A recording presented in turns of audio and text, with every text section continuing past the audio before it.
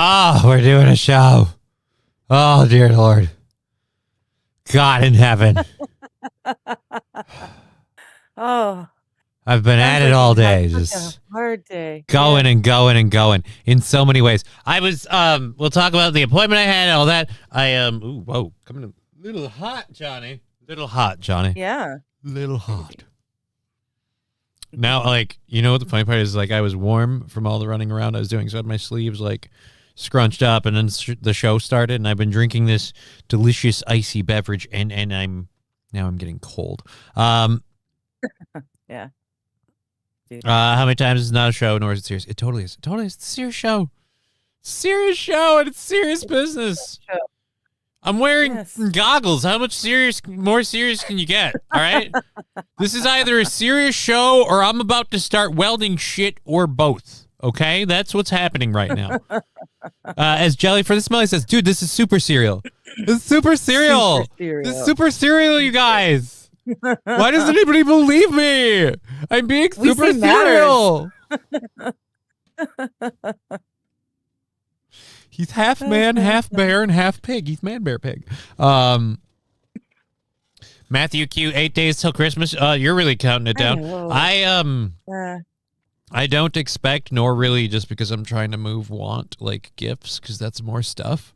So I'm just like, Christmas. You know what I'm excited for? It's 8 days till I get to see my daughter look at me in the eyes and go, I love you, Daddy, because I gave her the gift she wants, and then immediately go right back to what she got, and then just I'm oblivious. Like I might as well like soak into the background physically, like somehow break the physical barriers of the wall and just melt into the wall, because it won't matter after that. She got what she's after. And that's it, right? She has I'll say this, she has the decency to acknowledge my involvement, and after that she's like, and fuck off. And she's gonna go do what she wants to do.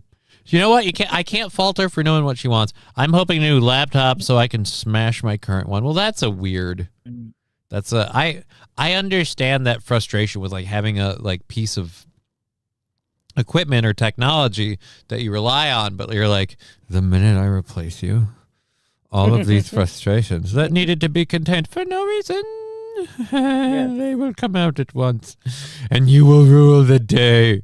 But I don't think I've had that for a while. I am actually having a remarkably good day despite everything going on, and partially because of how everything's gone down. But yeah, I got done with Steel Toe show this morning, and I've been just dealing with some personal issues, and I'm like, well, I gotta go like out today. And because I had to move things around for the appliance delivery yesterday and everything else, like I had trouble locating my keys and all this other stuff.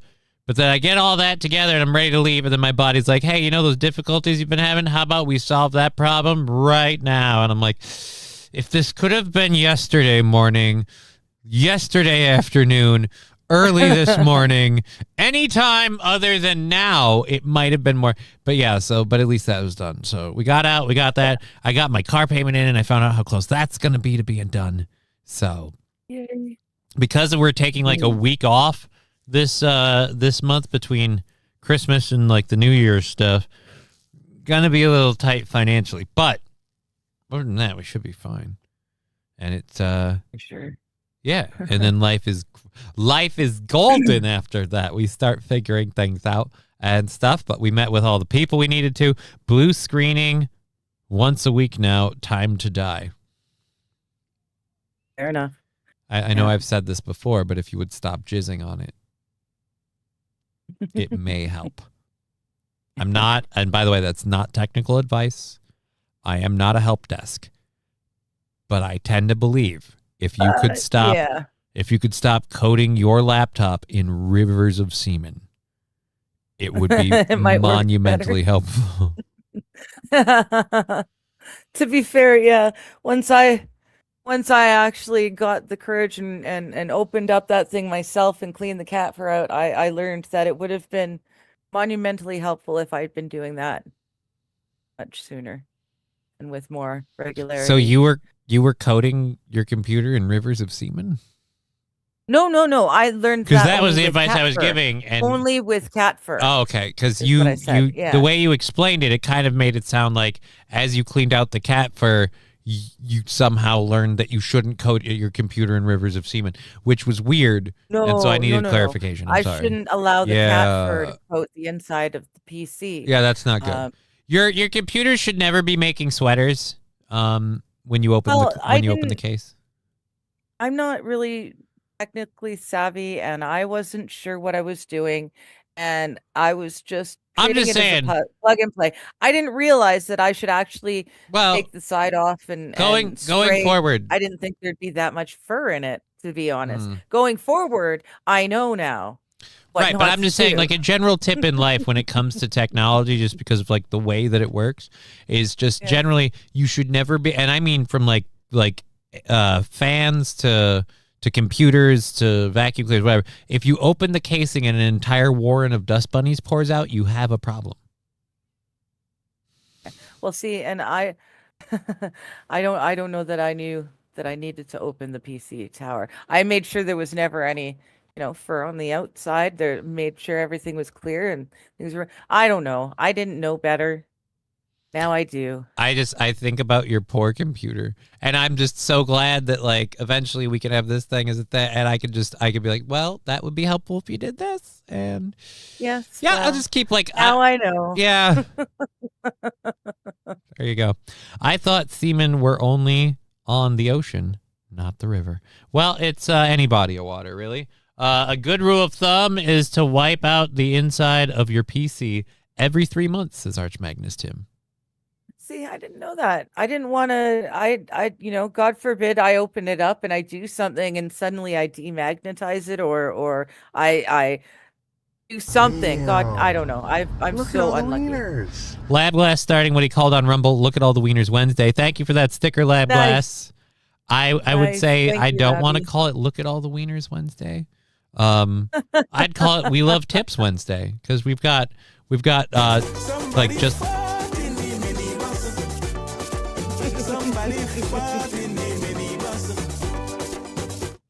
it's a damn good tune. But yeah, like just the Tip Tuesday, and then or was it Tips Only Tuesday? I don't know. Yeah, tips only Tuesday and just the tips Thursday. Yeah, so then we could do like Wednesday, like We Need the Tips Wednesday. We need. Or where's the We Tips Need Tips. Wednesday? Where's the Tips Wednesday? Because where's the beef? Where's the Tips Wednesday? Ah. Thank you very much, Fettuccine El Poo Poo, Thank you, with the Santa's Coming here. We're now 4 minutes away from launching a hype train. That's dangerous.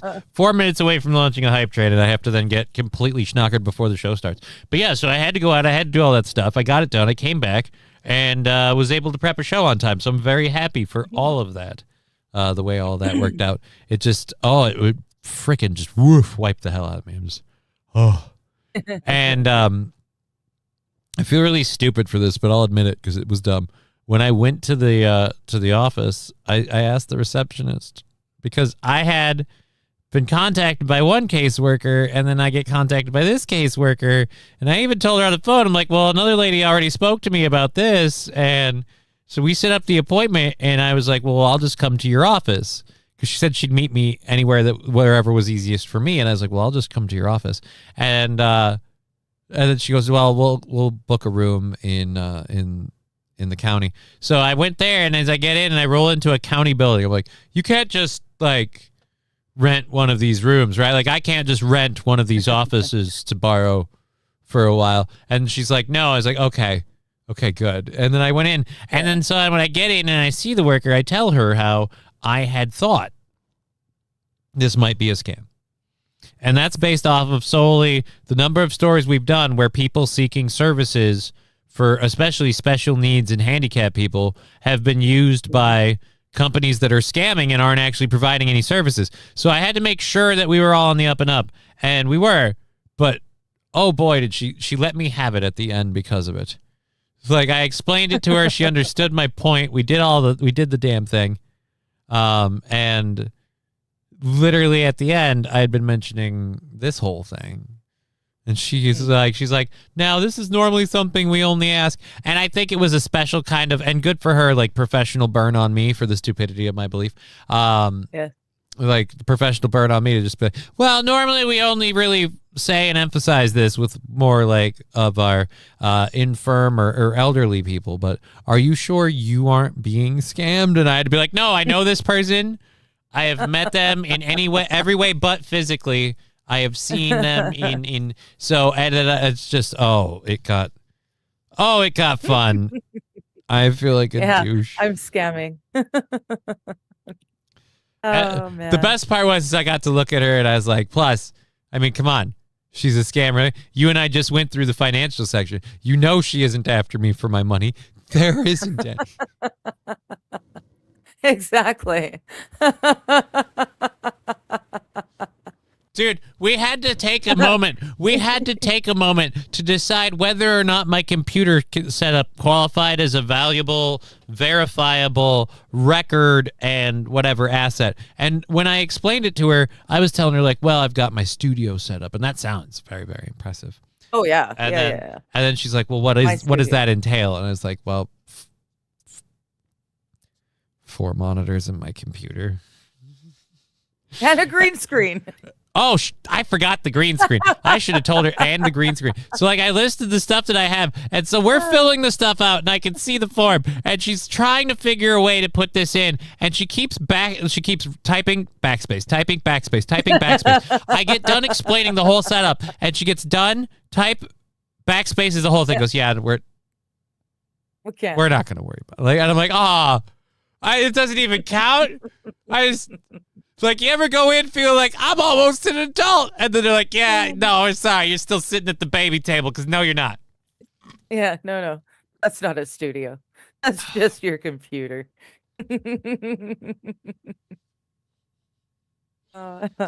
So, props to everyone who's like, this isn't a job, and you don't have a job, and you're a bum and you're lame and gay. Apparently, that's what the government thinks about this too. But I will say this: as demeaning as they are about all of that, they sure as shit don't turn a blind eye to the money I make on it, regardless of how little. They count. They count every damn nickel, but they also want to be like, yeah, but it really doesn't count. I mean, you're just quintessentially, you might as well be sitting in a sandbox, playing with your feet, like golf. St. Caesar, and you have a futon too. Again, they were talking about assets. Yeah, that's not an asset. Wild Saffron is saying to Labglass, she's got her eye on the egg chair. Labglass thinks you're an AI, however. So okay. So if Labglass, and Labglass is daring to say that that's confirmed. So if you're an AI confirmed, I don't know what you expect to do with the egg chair. You can't physically touch it. Because I can't touch it. Yeah. It's gonna My be thing with the egg chairs. I want to get my hands on it and just fix it so it doesn't wobble all over. Like I said, that part will be remedied before you see it, because I already know the key source of that problem. And while I don't think JB Weld will completely re-weld it back together, it will hold it together long enough to put the thing back together. Fix it properly. Well, the thing is because the weld part, because the plate that was welded isn't welded, a cylindrical part can rotate, and that plate has to be lined up a specific way. The cylindrical part, not so much. But when the welds don't line up the right way, it can kind of rock back and forth on the welds. And so it's probably tightened together, and it probably came loose when we were trying to put it back together. And it just misaligned. Whereas, like I said, when we take it apart to move it, it's a little bit of JB weld. And then when we put it together, it'll hold itself in place. We'll be fine. We'll be fine. If she isn't an AI, then she can do a barrel roll, says Labglass. Labglass says you can do a barrel roll. A barrel roll? Yeah, do a barrel roll. Doesn't that require a plane? No, really just a barrel roll. Just it's an aerial maneuver. But I mean, I can't. I'm not an aerial being. I don't know. Okay. We are going till 4:30. We do have a fully prepped show, despite everything that got in the way. Wild Saffron saying, or the splits. Yeah, Wild Saffron's really throwing you in there. I might have been able to do the splits once. I love this new mic. It's working great, and I hope it works for a while. One, because it was very cost efficient, and two, because it's so light. The arm is so easy to move. And I don't have to worry about it like weighing down against the locks and everything. So it holds its shape the right way. But most importantly, I didn't realize how much I like not having anything over the mic, and I can just move the arm here, and now I can see every screen completely clearly. I can see clearly now. The arm is gone. All right, so yeah, we've got a fully prepped show of a bunch of stuff to talk about. What are you doing? Sorry. You know better. No, I don't. You know better. Sweets is up on the on top of the cupboards. There's a space between the top of the cupboards and the ceiling, about this big, and I've given that space to the cats, and she's up there. So you have quintessentially you have ceiling cats right now. At the moment, she's not in the ceiling, but she's up by the ceiling. But then she got onto the fridge, the top of the fridge, and she's not allowed on the top of the fridge. See, there she is there. Yeah. She's not allowed on top of the fridge. So now she's probably, sorry. Yeah, she's coming for you. This way. She's coming for you. I thought she was going to go and wake Boo up. Hi, sweet thing. An asset, shining personalities, is Arch Magnus Tim. Actually, we did list when we were talking about some of my talk about my pluses and negatives as a that was one of the things I mentioned. I'm pretty. Yeah. I mentioned that I'm a pretty fun personality. As long as I don't get emotionally down on myself, we laid it all. Let's see. Hello, comrades, says Los Federales. Hey, Cool. Poor computer. Well, we can't all have rich computers, Mr. Hoity-toity. It wasn't that I had a poor computer. It's that, like, I have a poor computer. When they're asking about like assets and stuff, and I say things like a studio, she assumed I meant things like a building in which said studio was housed and everything like that. And when we break down what I really have for a studio, both the price figure and the overall, it defies classification, because why would you? Just because 40% of my rent, or if I was making money, I could claim 40% of my taxes for my studio, even though my studio is basically my home. I could write off like 40% of something. I can't remember now. See, for the count, but what I'm saying is for the county. This counts as a studio here. Right, this counts as a studio too. Yeah, this totally counts as a studio too. I'm just saying for the purposes and viewpoints of the county, like me saying this is a studio, like to them, I might as well have said it like, well, I broadcast from my studio. I go live every day in front of my laptop, and I blame the Jews, and then I go home. But since I'm on my couch, I'm already there. Yeah, I see. And then I might as well have said that. Like me going, well, I've got, and like I felt big and bad about it. I'm like, well, I've got 4 monitors and a PC. And they're like, yeah, good for you. Moving on. And I'm like, oh, that hurts. No. Don't tell me that. Oh God. So yeah. It was a real come to Jesus moment and realize, it's not considered. Have you considered starting an LLC? I think you have more leeway with taxes if you're a corporation. I don't qualify to be a corporation. I did start an LLC back in the day, but since I don't make, back when I started it, it was kind of really pushing the thread to do it. But now I don't even make that money, so it doesn't matter. That's, let's say this, depending on what goes down in the next couple of months, maybe we should look at that again. Alrighty. Ceiling cats, Digger, put down the whiskey bottle, says Wild Sapper. Right. No, they're not actually in the ceiling, but I've given them the space between the ceiling and the top of the cupboards. St. Caesar, I broadcast from my basement like it all. Hey, Mr. Potshot over there. I got some news for you, okay? Look, I don't broadcast from my basement like an adult. I broadcast from my home like an adult. I just happen to live in a basement. Yeah. Get it I right, have both. sir. Facts matter in an investigation. I So, see, girl. so yeah, that's where we're at with that. We, like I said, we do have a full story, like prepped show to do. So Yeah, we we can get do. to We've that. got stories. We've got, all sorts of fun. Jelly for the Smelly pointing out, and this is right, safest place broadcast in the event of a tornado. Basement? Yeah. Sure. Yeah. Yep. Sure.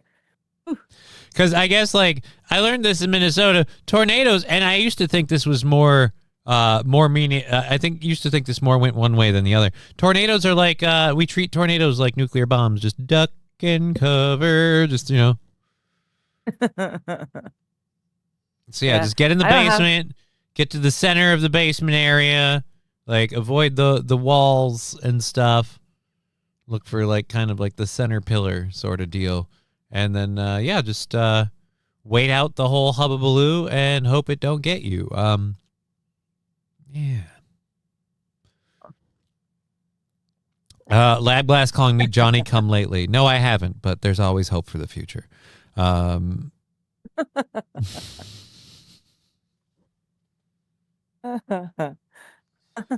Shots fired. Not yet, but as soon as she turns around, because I don't want to hit her in the face. Oh, such a gentleman. Right? That's what I said, Well, I'm so considerate. She's over here wiping off her back, calling me an asshole.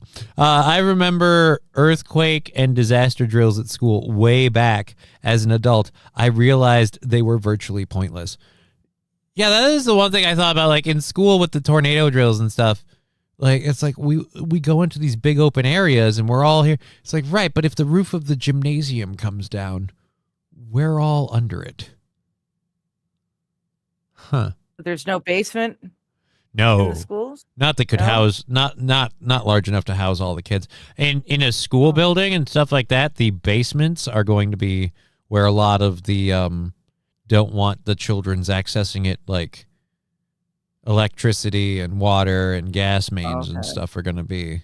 That's why I was so surprised on the Steel Toe show this week when we did a story about a school like special ed aide that was locking children in the boiler room. I'm like, if there's ever a place you don't want kids just hitting buttons and switches and levers and shit, it's where the furnace and the boiler is. But then I found out they were it was for like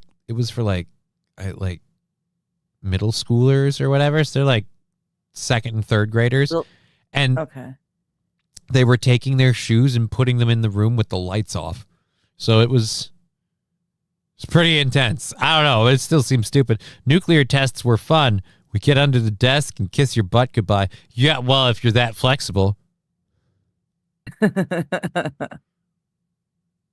I think it was more about just keeping everyone calm during the emergency. I was horrible at them. Something to do. The kids we're all lining up, getting under our desks, trying to kiss our butts goodbye, and I'm looking over like, ha, Todd can't do it because he's fat. And that apparently was not helpful. Yeah, see, we never had those. Can't kiss his butt goodbye, which is funny because there's so much butt to kiss. Everybody, So, does it mean it's 2025 gone by quick? It's been fast. Anything to keep the kids terrified, says Jelly for the Smelly. Dude, I get it, and yes, that's wrong, and you shouldn't do it, and all that fun stuff. But like the first reaction I had to it, good or bad, I don't care what anyone says about it. But the first reaction I had to it was, that's the worst place to put children. I don't know if it's just mine, or if it's all of them. But mine goes for the buttons and the switches and tries to just wants to see what happens when she hits them. Yeah. Yeah. It's been a thing her whole life.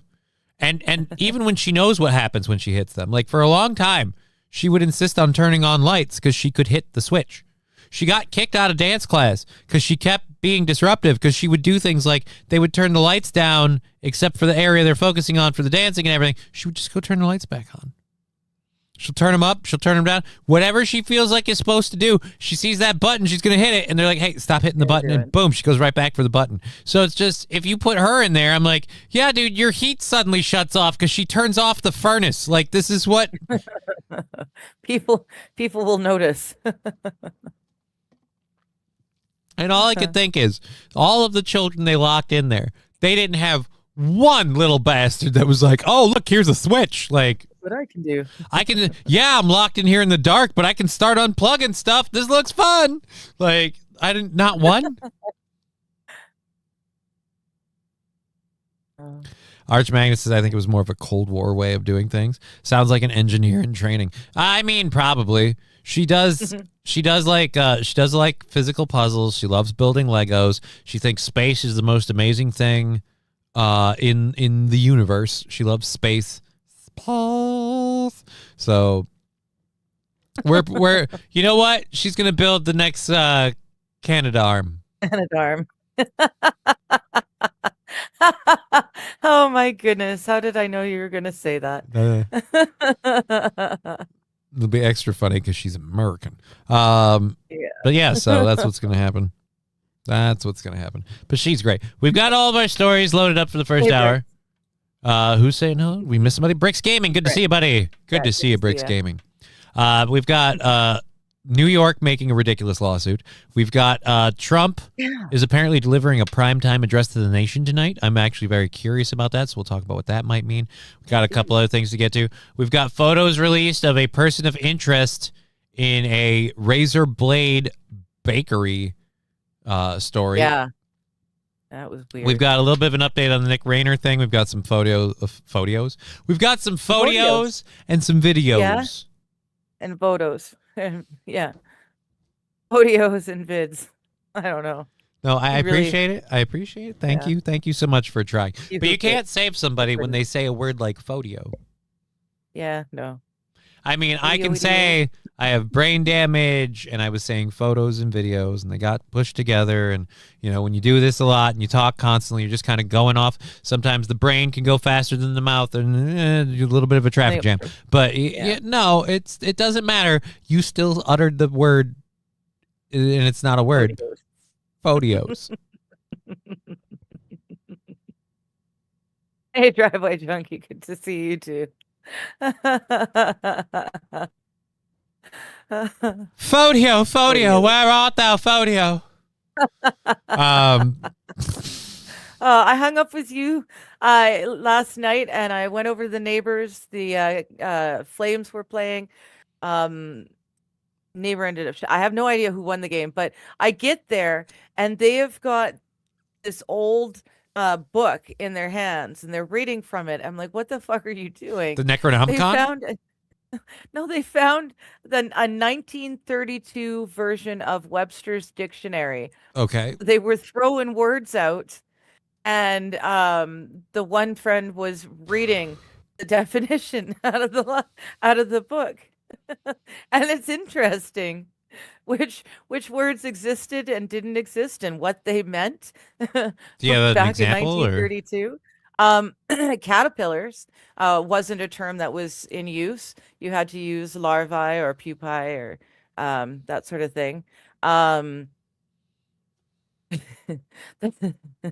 There's quite a few I can't say on YouTube. They're not YouTube friendly words, but they mean totally different things. Slop was completely different because I mentioned that slop was the 2025 word of the year. So we went and looked that up and it means something much more talking about liquid and food than anything else. Since these are asking any darts championship photos today. No photos. I covered the guy who lost his shit when he lost with Aaron. So I don't know if it's not really point to cover that. But the one thing I will say about that, the people are like, oh, it's such a sore loser. Like, I'm like, not really. I don't know. Like, yeah, a guy punched the underside of his table when the other guy beat him in the championships. And he punched the underside of his table twice. He covered the celebration sparkler when he threw his winning hand and the pyros go off, covered the one right next to him, and he punched the underside of the table. He was pretty pissed about it. But it's like, I don't know, as a hockey player, I watched it, and as soon as I saw him walk up to him and hug the guy and be like, good win, whatever, I went, no. He's pissed that it didn't go his way. He's not mad at the other guy. He's not a bad sportsman or a bad loser. He's upset with his performance. He's taking his performance personally. And the problem is he doesn't know how to process this anger at himself. So he needs something. He needs to lash out. He can't lash out at himself, especially right there. I mean, yeah, I definitely would. I'd rather have the world see me punch a table twice in anger than like punch my head like, whoa, like that. No. Yeah. 3/5 of the words committed 50% of the sentences. Balls deep, I don't think that's what she was saying. Twitch is gay was describing a food I had for dinner, and Twitch censored it. Okay. Yeah, Cool, gay was a word that was totally different. Yeah. Yeah. So it was like that meant a bundle of sticks or something like back then. Yeah. And like you like to do, and meant just a cigarette. It was just a cigarette. Alrighty. Wild Saffron saying similar to ho-da-ho, ho-da-ho. Oh, ho-da, ho-do, ho-da-do, ho-da-do, ho-da-do. Ho-da-do. Hold the door. Oh my gosh. Yes. Now I see. We sound stupid, and that's exactly what it's meant to do. I like Fodio better than Slideshow. Well, Labglass likes Fodio. What does Shakita say when running for the elevator? Ho-da-do, ho-da-do.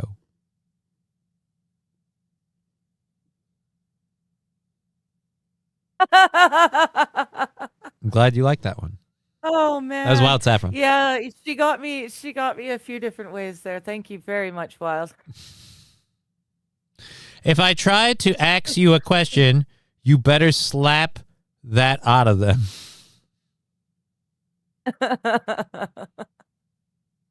Oh man, my kids call them caterpillars when they were 2 to 3. Capitillars. Oh, that's adorable. Yeah. Probably a common thing, though, like spaghetti is Paschetti. I don't know.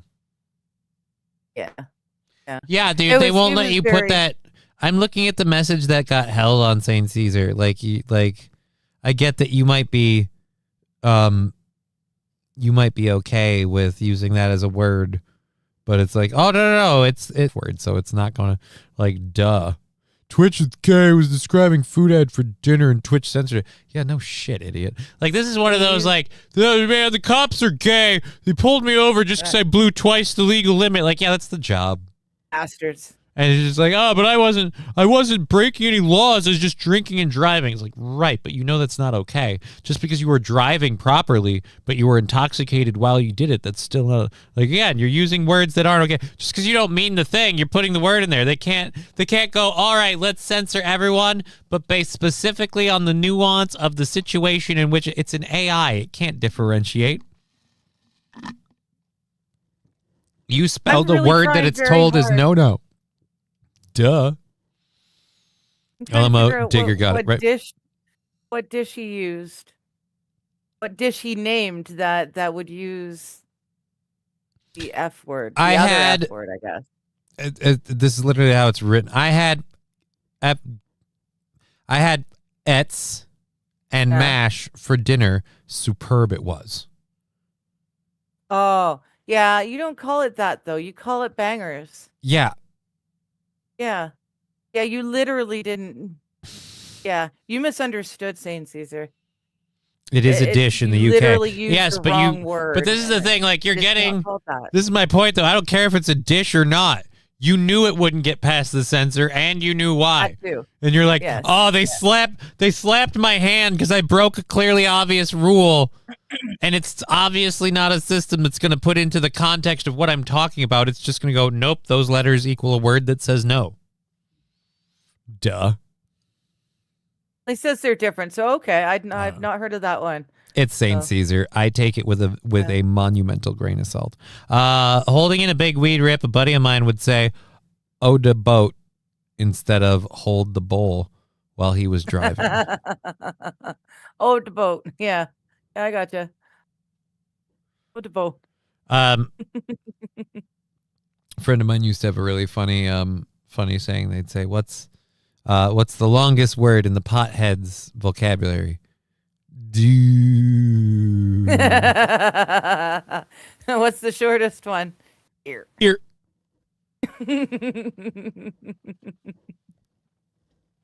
That joke's made the rounds.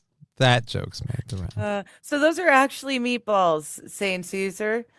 That dish does exist. I've never heard of it before, but it features meatballs made from minced offal, sorry, like pork liver, heart, and fat mixed with herbs, and then served in a rich onion or beef gravy with mashed potatoes. Offal is usually like the partially digested. That's what I thought. Contents. It was like all the gross stuff that you don't want to eat. Yeah, you know what? It's still no. Yeah. In KY, a lot of us pronounce 4 as fo and 5 as fee. Not lying. Or fi. 5. Yeah. 4 or 5. That's not bad though. 1-800 act scary.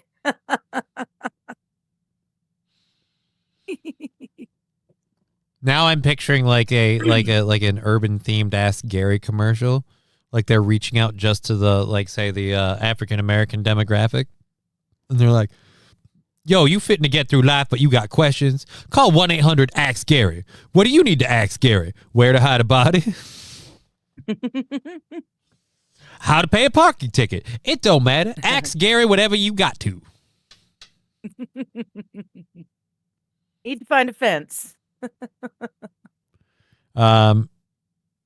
I think Gary was recorded here. That is literally our accent. Oh, nice. That's cool. Oh, sick. Wild saffron. I almost said it. 06, Jen. I think she just forgot the E, and I went like halfway to. No, I think she did it on purpose. Like I knee jerked it. I knee jerked it like in my so brain because no.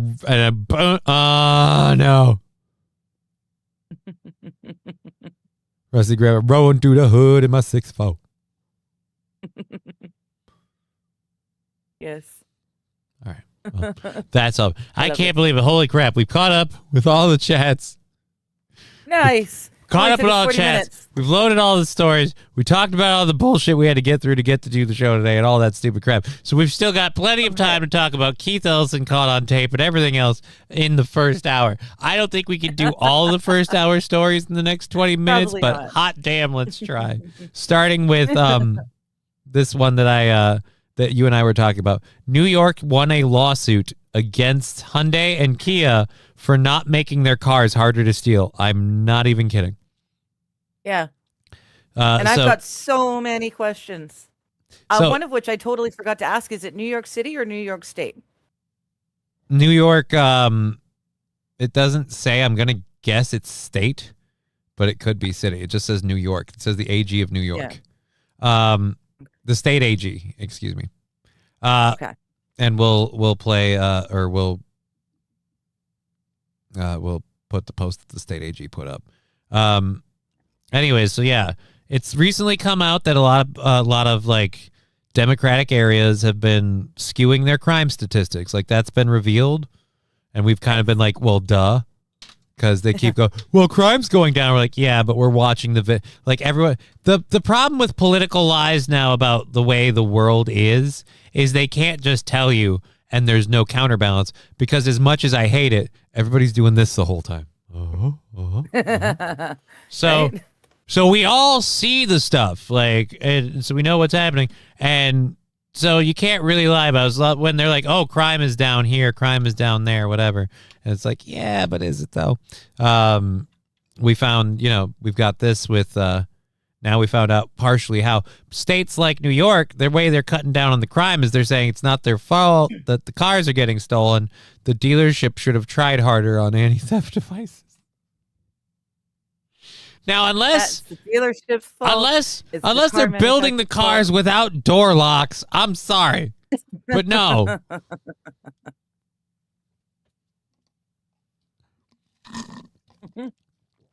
$5 from Balls Deep over on YouTube. We actually get to count the whole thing. So we'll count that off the goal. Never I see what interested you did. giving goals each round for all good games on the system.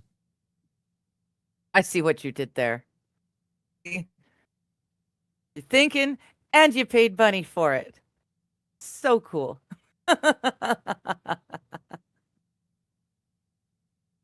He'll get Wow. Yeah, no, I got it. there. Okay. I just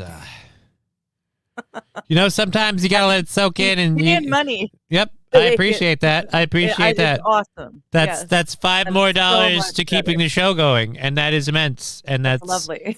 That is what a person who lives by humble, honest means goes. $5 is amazing. Thank you so much for your $5. Yes. That's $35 I so for our appreciate December it. 29th goal. Our last day of December.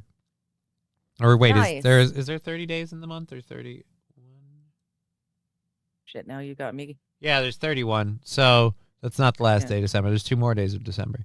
But it's the last week, the last Monday of the month, if we want to call it that.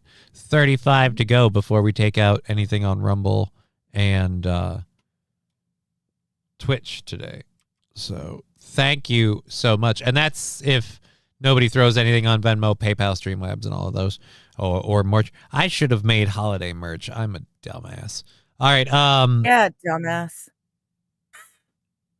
You don't get to chastise me for my idea that I realized I should have had and acted on sooner. I was being an agreeable girlfriend, I thought. You kind of like jumped on like dumbass. Like, well, excuse me, buttercups, but where were you with this hot tip? Hey, I just out of curiosity. So what's that really sweet funding idea that you had 3 weeks ago that you told me you'd tell me in the morning? No. Any luck yet? I will never live that down. No, you won't. I haven't the slightest. Yeah. I may or may not have been at the local wrestling with friends and had an amazing funding idea. Mm-hmm.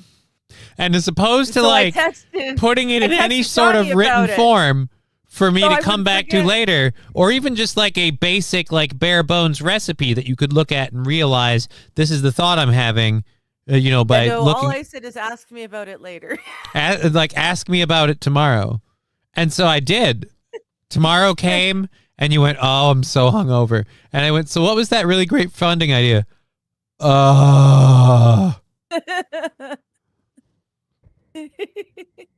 Matthew Q saying it was $1 million idea. It was. It was an amazing It was going to make all the difference. And it's gone. And it's gone. Hey, Balls Deep, good to see you. All you need is a USB-A connector to steal a Kia. Look it up. All right, so maybe Los Federales, maybe New York had a little bit of a point then, but still. The Kias were extremely easy to steal, but that should be reflected upon, like your dumbass bought the Kia. There's videos all over the internet how to steal a Kia, and you went and bought a Kia. Like, Rusty Grammar, I've been edging for too long for this Keith Ellison story. That ass clown. We'll get to that in a minute. Is Hyundai the italicized H cars? I believe so. And Rusty Grammar says yes. If anything, it actually happens to these. I'd be so shocked I might have a stroke. Feels like justice ain't showing up anytime soon. I don't know what we're talking about. Korean junk. If the engine has an issue, they just rip it out and replace it. The mechanic at our local dealership said it costs more to replace an internal component than pull the entire engine. Wow. That sounds like an awesome car. Yep. Oh, Minnesota has a lawsuit against Kia and Hyundai also. Well, then I'm going to go ahead and bail on this. A $9 million lawsuit secured in favor of New York Letitia James or whatever her name is. I still would like to see how that benefits the people who bought the. It doesn't. Like, why are the states like what? The states didn't lose any money on them because the states make you carry insurance and insurance companies do things based on theft. I mean, there's any number of arguments they could use Yeah, on but why they let this happen. if you're dumb enough to buy a vehicle that's like, maybe it should cost more to insure the thing. I don't know, But I man. still don't understand how they can sue the company of the manufacturing company. I don't understand. But, hey, you guys are the litigious bunch. Harris has All been right, spending on the shelter and transport of Trump illegal thing. aliens. God damn you, No. Twitter. No, Trump. Stop. No, I'm pissed at the autoplay, auto audio on. You can't mute it. You can't stop it. You got to reload the whole page to make it stop. Something's fucked up with Twitch or Twitter. Elon Musk is fucking around with Twitter. All right, so Donald Trump's addressing the nation at 9 p.m. Eastern Standard Time, so 8 o'clock tonight Central Standard Time. Okay. He said on Truth Social and possibly Twitter, my fellow Americans, I will be giving an address to the nation tomorrow night, live from the White House at 9 p.m. I look forward to seeing you then. It has been a great year for our country, and the best is yet to come. I'm going to say this. It has not been a great year for our country. I will say it's been marginally better than the other guy would have gone, in my opinion. It's been marginally better. Made some strides towards making it better in some ways. But I wouldn't say it's... I'm sick of the Donald Trump didn't get hyperbole. any worse this year. I'm sick of the Donald Trump hyperbole because there were grandiose promises made. There were monumental ass fucks given. And he is so blatantly an Israeli puppet that I'm like, eh. Yeah. Like I said. Anyways, so then our other Donald Trump thing, he supposedly signed an executive order. Now, if this actually goes through, I do support what he's doing here.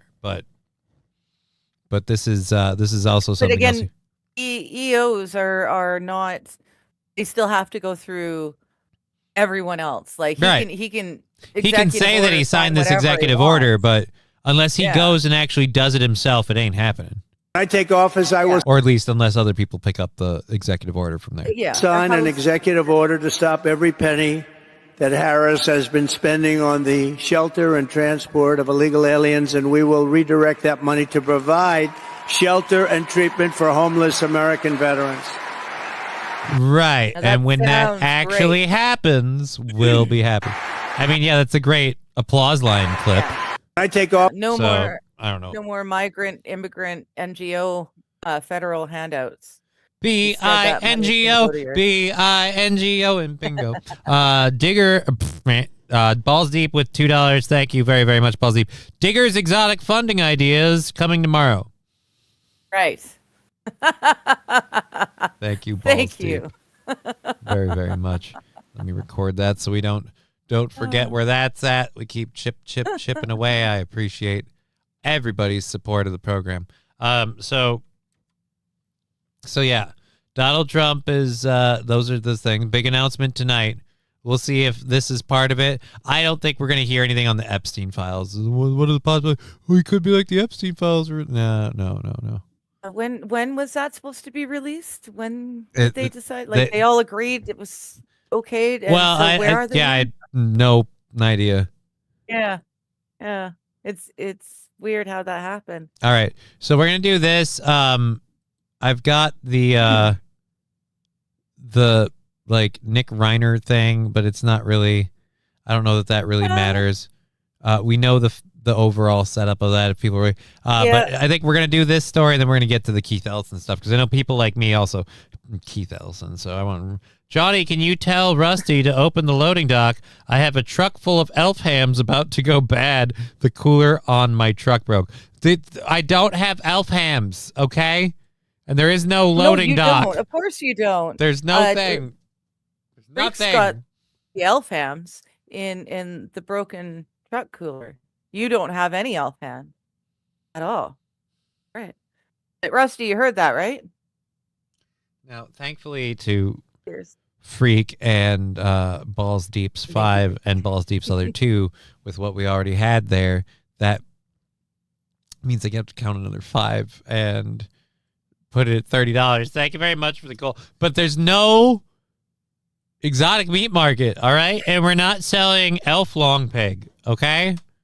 In ham form or any other form. Wouldn't it be elf short pig? Well, I mean... Wouldn't it be short pig instead of long pig? No, it's... Because they're elves. Not pig. Not long pig. That's us. They're elves. The short pig. From the makers of Elf on a Shelf comes Elf Drawn and Quartered. All right, so let's do this story. And no, there's no fucking long pig bullshit. WLOX News now. Oh, wow, they went right to it. I'm Brandy McGill. We're starting with a developing story. Thought there'd be an ad. Biloxi police announced today that there have been incidents with razor blades being found in loaves of bread sold at some retail stores. We're learning new information now, and Noah Noble is joining us live with the latest on that. Noah? All right, some retail stores. So either you've got somebody sticking razor blades in loaves of bread, like at the factory, or it's got to be like, I thought they said this was a specific place, but if they're trying to like no, diffuse there are it, multiple places in a local area, multiple different like so someone's groceries just popping razor blades into the bread loaves. That is a special kind of sociopath. Because why not?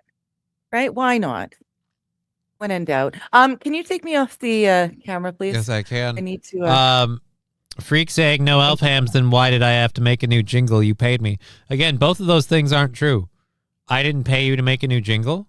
I didn't request a new jingle. There isn't an old jingle because there's no need for a jingle. And in fact, you paid Aaron to play your jingle. So if anyone got paid for the jingle, it was Aaron. It was Aaron. I got paid to read your loading dock request. Yes. And again, that's not any statement of criticism. Those are just statements of fact. All right, let's go ahead and see what's going on with this bread thing, because I'm curious. Bread was Gillette Brandy, bread. lots of new information we're learning this morning about razor blades that were shoved into loaves of bread at 2 Walmart locations here in Biloxi. And we're also learning this morning that this has been going on for more than a week, and it has taken Walmart apparently more than 10 days to contact police about this issue. Right, because they really wouldn't like to. Wow. I wonder how many of those loaves did they actually sell? I have no idea. $1.99 from Rusty Grammer. The reindeer ribeye roasts are stellar. That sounds great. I don't know where you're getting really those, but I don't have an exotic meat. I have to say too, I would love to respond to Wild's complaints about the peacock balls. She really likes those peacock balls, but they're really hard to come by now, especially with the ostrich cull. A lot of the people that own and farm the bigger birds like that, they're scared and they're not really selling much in the way of product. But as soon as we can get those peacock balls back, you're first on the list to get the phone call. Sir, these are blasphemous lies. I paid Aaron with the money you gave me. I haven't given you one dime. Rudolph the red-nosed ribeye cut steak. Jesus, Paul Steve. Jesus. Johnny Jingles crawl down your chimney this Christmas if you're naughty. I don't think so. All right, let's continue going. Razor blades in the bread. It's a bold move, Cotton. Also new this morning, we're receiving pictures. Check these out that were sent to us from a viewer who purchased a Okay, so they were selling the bread. They knew about the issue and they sold it anyway. And they didn't call the cops. A loaf of bread. Let me bring you up to speed on this. Yesterday, Monday. Okay, so these I think are made like usually at the Walmarts.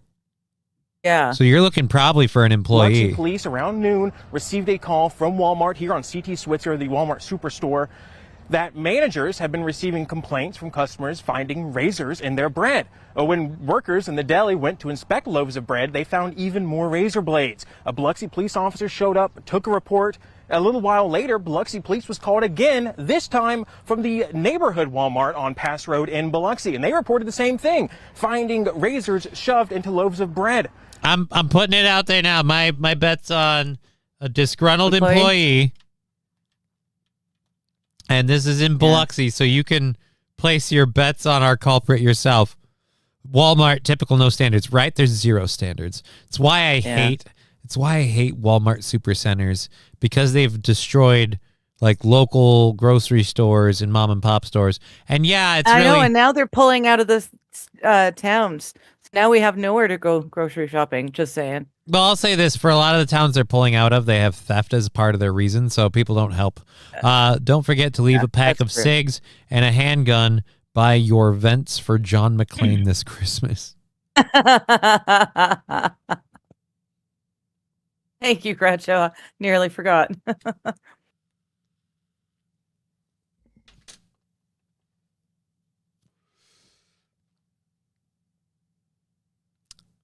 I haven't had like a John McClane like Die Hard Christmas like watch or whatever in God, I think since I was a kid. Because I didn't know it was a Christmas movie. I was taught, I was schooled in what is and is not considered a Christmas movie by a bunch of American friends a couple of years ago now. I had no idea that it was even a Christmas movie. all right, so then let me ask you if this is a Christmas movie, because for a while this was people in my life, this was their Christmas movie, The Ref, with Dennis Leary and I think it's Kevin Spacey. Like, Not I don't think that's a Christmas movie, but it was a fun movie. it happens during Christmas. Yeah, but not every movie that is based during Christmas has to be a Christmas movie. Okay. Well, I think that was a comedy. here's It happened to be in Christmas. there's plenty of Christmas movies that are comedies. Home Alone is a fucking comedy. Yeah, but it's a Christmas comedy. How is The Ref The not a whole Christmas comedy? movie is based on Christmas. And I don't know. You have some weird fucking standards. I'll give you this. Batman Die Hard- Returns is a Christmas movie, says Arch Magnus. I don't believe so. That was a Batman movie. Happened to happen during Christmas. Yeah, well then, by your standards, like Die Hard isn't a Christmas movie because that just happens to be a terrorist attack on Nakatomi Tower or whatever that happens during Christmas. Right. So Die Hard That's isn't what a I Christmas thought. movie. That's what I thought. Ugh. I have been Plaza, not I've been Tower. taught. Nakatomi Plaza or whatever. I don't know. Whatever. Digger, Die Hard is definitely a Christmas movie. Yippee-ki-yay, mother... Balls Deep, we did watch The Fat Man with Mel Gibson, and it is a good movie. I would say my favorite Christmas movie over The Fat Man, I still prefer Santa's Sleigh. I haven't seen Santa's Sleigh. We just watched The Fat Man. I enjoyed the hell out of that. That was so... Yeah, well, that was entertaining. Here, we'll finish this You Walmart can bring story. me back on. All right, good, because we'll finish this Sorry. Walmart story. We'll complain about Keith Ellison, and then we'll watch the trailer for Santa's Sleigh. I'm pretty sure. I thought I could have swore I'd played that for you before, but yeah, you know. I think you played me clips. All right. Like you showed me about it, but whew, No, was a good- I'm positive I played the trailer for Santa's Sleigh before.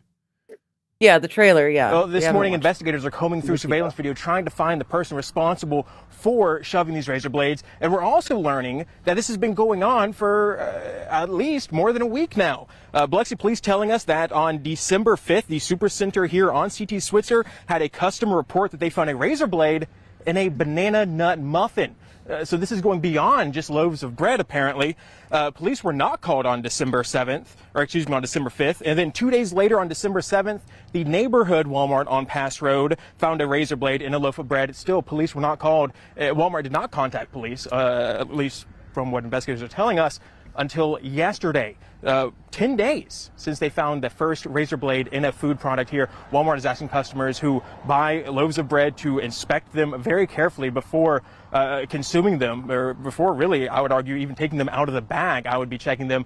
And it's, while we've only been hearing this from Walmart, it's not a bad idea. It's baked into it. You're not going to see it just by looking really at the outside. Right. Every picture we've seen, it's not like you're going to see it from the Baked outside. into the bread. Yeah. You don't realize until you're cutting into it. Well, those brioche loaves are pre-sliced. So Oh, are they? Oh. yeah, which is why I think they're sticking the razor blades in afterwards. I don't know. Okay. Well, we have an update on that that's not in the video story. So this was the video they put up in 22 hours later, or 22 hours ago. Biloxi, Missouri, or is it Mississippi? I think it's Mississippi. Yeah, Mississippi is the one that abbreviates as Miss. Police have arrested a Texas woman accused of putting razor blades in several bakery items at multiple locations. They arrested 33-year-old Camille Benson and charged her with attempted mayhem. A tip to investigators stated she had been seen in the block of... Oh, for arresting her. So they have her... Oh, I thought she was an employee. Never mind. They've got pictures of her walking around. Looking for this person. After finding blades on Monday, Walmart reported the policy and similar happened. They found it in a muffin. We were talking about that. In the back of... Police said nothing in the back of the store or warehouse was found to be compromised, leading them to believe all the tampering happened on the store floor. They thought, if you bought any bread at these Walmarts, please check for sharp objects. Yeah, Benson is being held on a $100,000 bond. So they don't really say much about how they caught her. But the supposed razor blade bread thief. I was gonna say, if this is an employee, if this is an employee, who trusted this lady to touch your bread? Yeah. Wow. This looks like if someone requested, like, okay, so you're in prison, but give me like a frumpy selfie. Like, sad panda. Like that's, she doesn't seem very upset. She certainly doesn't seem very distraught, guilty, or in any way remorseful of her actions. The 3 stars by her eye make me think she's probably cut a bitch. And again, just over like, oh, they didn't have my coffee on sale. A blonde Wanda Sykes. There you go, Arch Magnus. Thank you. She looks like a blonde Wanda Sykes. Red Scooper saying, I'm curious what would happen if you toasted razor blade bread. It depends how the razor blade connects to the heat coils. Either it will connect 2 coils that shouldn't be connected and you'll overload your toaster and probably pop a fuse, or it'll just superheat because it's metal, so it'll retain that heat coming off way more than the bread, and it'll super burn party bread. Just bad idea. Cheese puff called one. Raggedy Shaniqua. Oh my dear Lord, MSO. Stars are for the dead, says Mr. Q. All right, so she's lost 3 loved ones? Okay. I guess, and she sought vengeance by spiking everybody's bread. She blamed the Pillsbury Doughboy. This was her only recourse. Wild's got a very good hypothesis. Blah, blah, blah. Wonder if she was mad because she had to go gluten-free and couldn't eat her muffins and bread, so she wanted to ruin everyone's fun.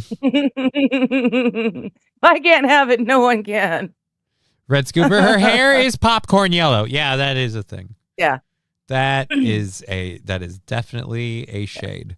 And not, I hope that's not her real hair, because that's not healthy for your hair. Oh no, that's got to be bleach.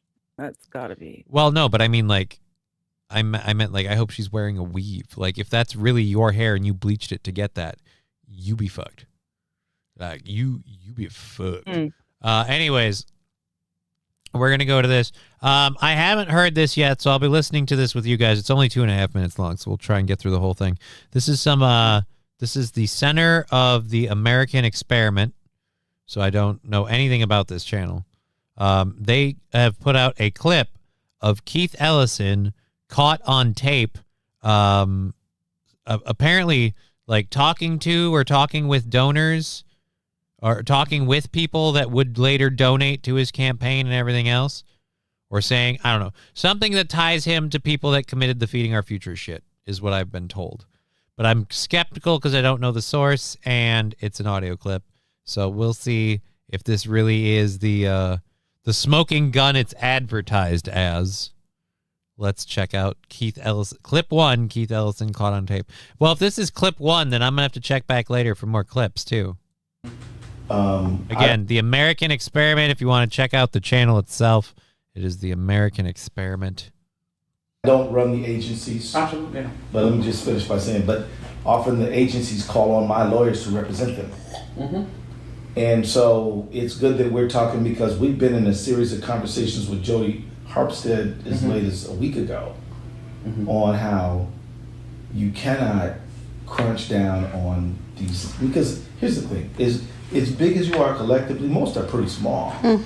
And you're running small, tiny businesses out of business over nothing. And a lot of times, if you think there's a problem, I mean, look, everybody has to comply with what the rules are.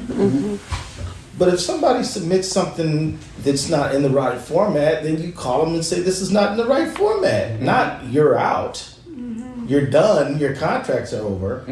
And so I muted my mic because I was coughing. This is very, very vague. MSO saying Digger's wasted. This is one of those like I don't know caught on tape, and it's like, all right, we don't know who these people are. Like, I'll say this, American Experiment, you could start listing who these people are in reference to like what's going on. Like, to them. it's I don't cool. know who they are or what they sound like. It's cool that you put your logo together and you had the audacity to have a wave file that almost looks like it's exactly mimicking the conversation that's happening in the moment. But like a transcript listing how people are relevant to something, like this for a like caught on tape. He's saying he's defending a person's right to have a business for not being closed down. Here's where it is. It could be malicious, but it's also so vague it could not be. Like, I don't. I'm worried because we're a minute of the minute and a half. Yeah, Red Scoper is saying, "What's the context?" Yeah, that we're in. The person he listed, from what I understand, the name he just listed, I think, was someone tied to the Feeding Our Future stuff. But again, this whole thing is kind of vague and it's kind of out of nowhere. This has my attention. I'm extremely frustrated by it, but we are in the middle of a battle with the agencies now. And I can tell you this. Walls agrees with me that this piddly, stupid stuff running small people out of business is terrible. But it's the problem of like, it's the problem of, it's the classic problem. If he's here and this guy here is giving these businesses a hard time, these folks somehow say, hey, they're picking on me. And he's like, oh, us? No, we're not. And so it's this back and forth. Yeah, no, I'm sorry. You got had. This is nothing. Yeah. I'm calling it now at 1:40, going, this is a nothing burger. He dropped a name that I think is responsible with the Feeding Our Future stuff, but there's no like caught on tape and blah, like. Yeah. Yeah.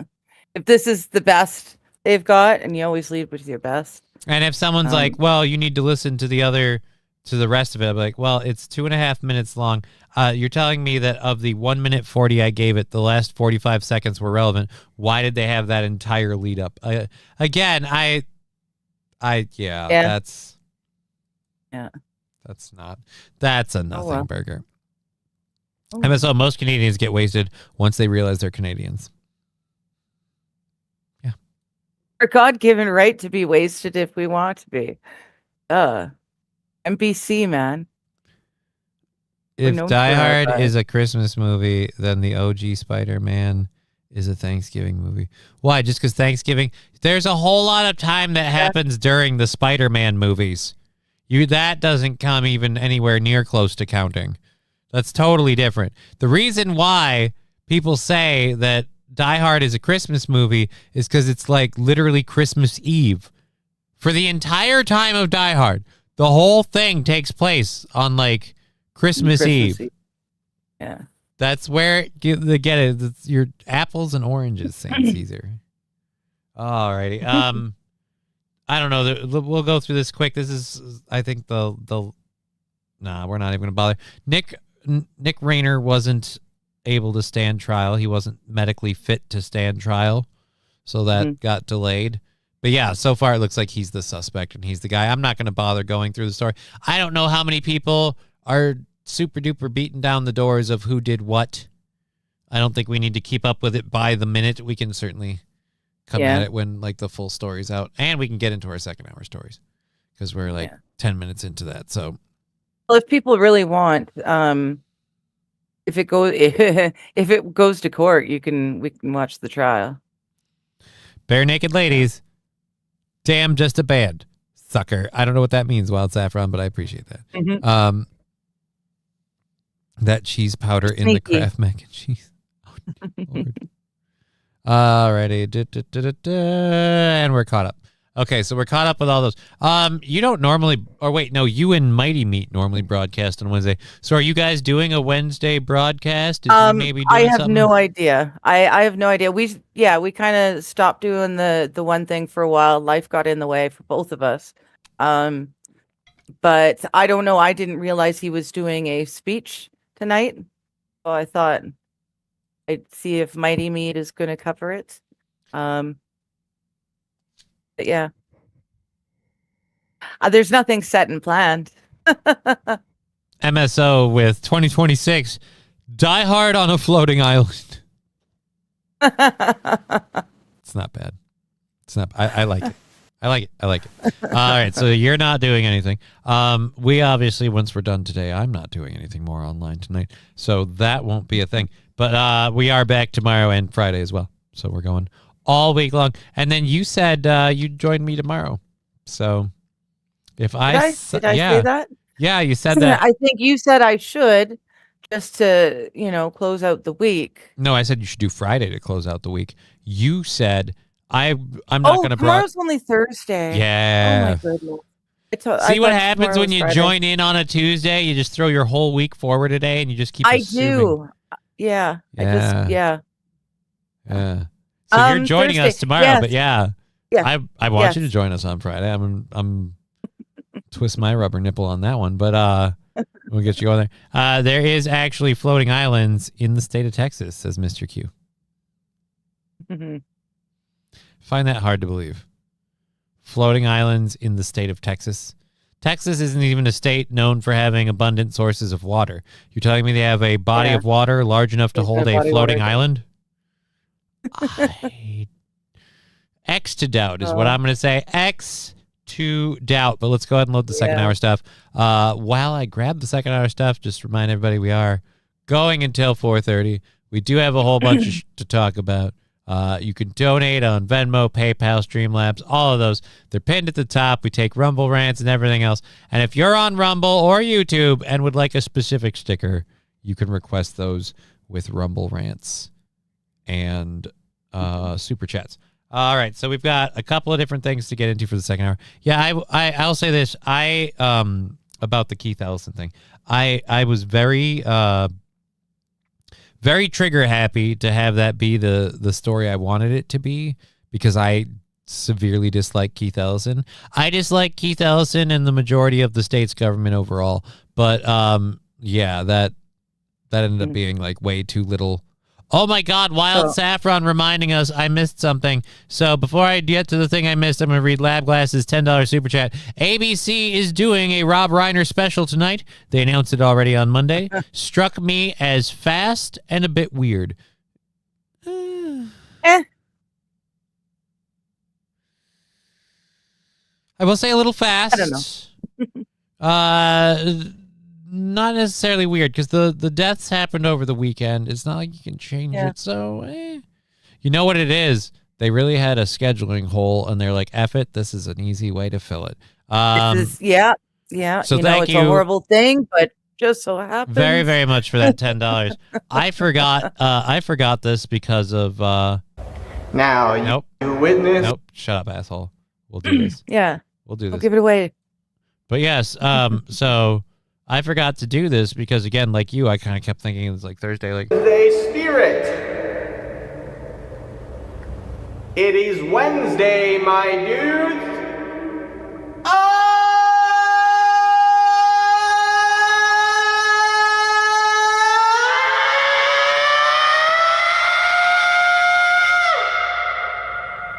Powerful.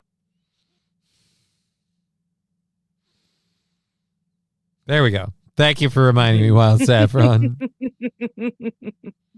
Chevy JB, I still don't know who the fuck this is. Oh, here, I'll load it back up and I'll show you. This is a I don't know if he's a YouTube creator. Witness. I don't watch I'm subscribed, so I don't think he's a YouTube creator because I don't get like notified about stuff he does. But this is a guy named Jimmy here, and if I laugh, the video ends. That's not 3 weeks ago. You've got 3 weeks ago he posted. right, but this isn't the same dude. This guy does not seem the same as this guy, just off the top of my head. Anyways, where's like popular? Let's go popular, because this is what it's based off of. It is Wednesday, my dudes.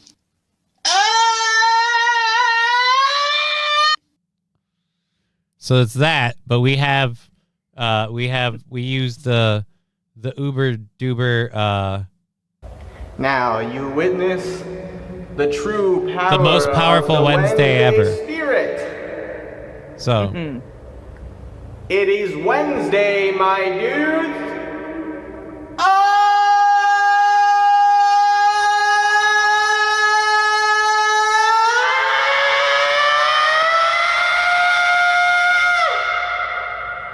Powerful. and you can thank Brian for that. That all happened because of Brian. So that's where that goes. Oh, and I was completely wrong. Chevy JB wasn't asking about that. He was saying about Rob Reiner. Yeah. Rob Reiner, here's the thing. Like, I know people are, I just think it's some weird thing. Whatever. Nick Reiner, son of Rob Reiner, film director, played Meathead on All in the Family. I guess that's the way. Yeah, his parents were both actors. His dad was famous as an actor. Yeah, he wasn't the greatest actor. He ended up doing a whole lot of film directing and producing. He had his fingers in some of the most iconic movies from say the 80s through the early 2000s, I guess. Maybe not iconic, but very, very well known. I'm looking at the bitrate thing, St. Caesar. I'm good, so I don't know what the KBS issue is on your end. Asians don't yodel. I didn't say the guy was Asian. That sounded like a yell from a... No, it was, I believe that was... There he is. Believe it was a California drainage pipe. Thank you, whoever just did that. I'm assuming that's Nucleatic Gaming. You know, Bill Hader is sitting there now like, why me? Why? Thank you, Nucleatic Gaming, for the 25 bits. We appreciate it. Everything that we get keeps knocking the goal down. We're on Monday, December 29th at $30. So thank you all very, very much for continuing to support this crazy little boat afloat in the river of the internet. So we do have our second hour stories that we can start. Carl, thank you. Carl. Sorry. Yeah. Hot Carl? Sorry. What? Carl Reiner was his father's name. I couldn't remember the dad's name. Carl Reiner. Yeah. He was just fairly famous in Hollywood. They're Hollywood the name of the guy. generational. They're generationally Hollywood. Lived right next to me for like 25 years. It's like fucking Magoo or something. I don't. No. Anyways, so not so. What? That sounded. Aiden, not so wild. Rob is the son of Carl. Rob played Meathead. Nick is just the sperm. Back then, I don't think anyone thought. I don't think anyone thought Nick played Meathead. I thought everyone thought Rob played Meathead. Yeah. The Johnny's a good actor, like when he pretends to be interested in what Digger is saying. Wow. That is shots fired. Yes. Somewhat accurate. Fair enough. Yeah, all right, I do fine. tend to. I'm saying I don't have anything on my end that says it had a KBS issue, St. Caesar. I have become too predictable if Digger figured it out. Yeah, you are a little predictable if she caught you just like that, but there we go. Wild Saffron, just search them on YouTube. Oh, wow. Dear Lord, sir. Madam. Saucy language. Yeah, we've got a Wild misspoke about who did what. Nick never did anything. He was the junkie Nepo youngest son of Rob. Rob was the one who was the producer and director. He played Meathead. And then Carl was the father. Yeah. So I guess we could do something else. In Johnny Defense, China tried to build man-made floating islands, but they failed because they wouldn't stay in place and eventually sunk. So yeah, that feels like the mainstay of the floating island part was failed if they sunk.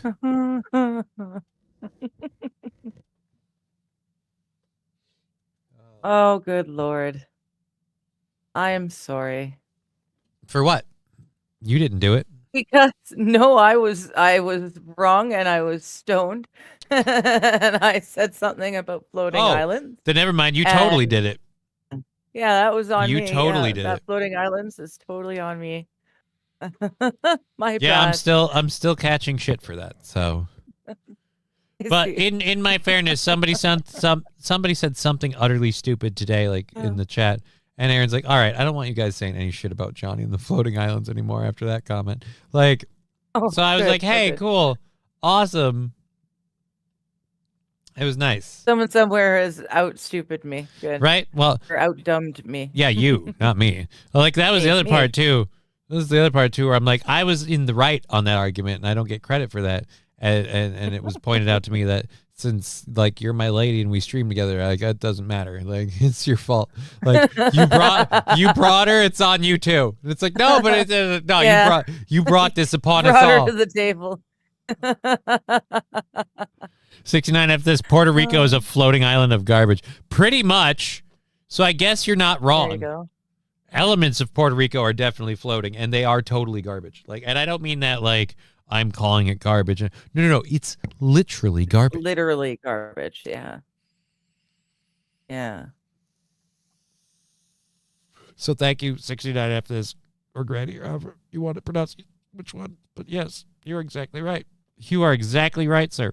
Going to this clip that's making the rounds on the internet.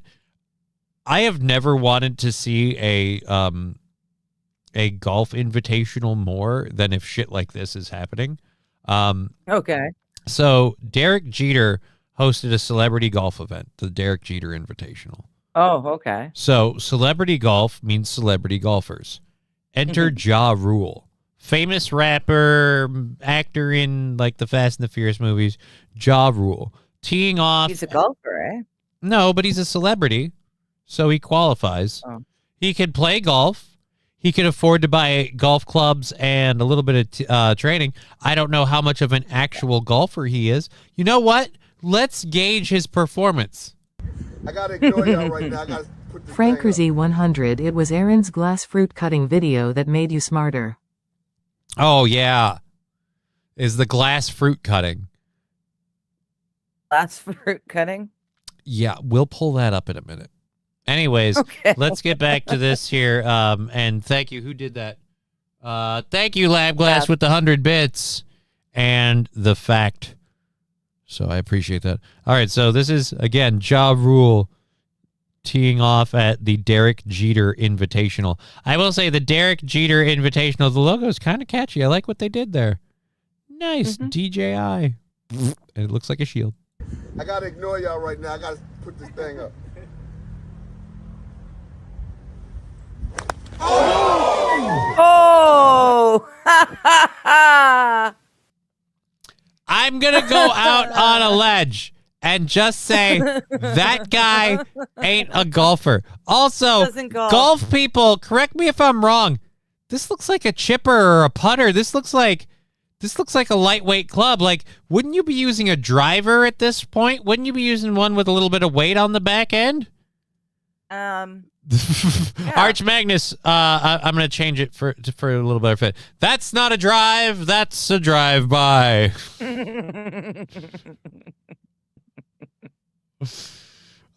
Yeah. Jellyfish Smelly. Wow, I forgot that. This is my nightmare, says Jellyfish Smelly. Yeah, I as a ballsy person to be on this side of the driving line, but this is the driving range. Balls. Like this is where you tee off for a hole. Like this is the driving area. Like I'm that really doesn't look like the club you use to drive. Yeah. I'm going to go back because I don't think they do a whole lot of extra on this. I'm just going to go back to the time when everyone thought this was great. Like everyone's all lined up here. I'm looking at the clubs though, and those clubs look like the same too. So maybe I'm just full of shit. Iron, he's in the rough, says Lab Glass. All right.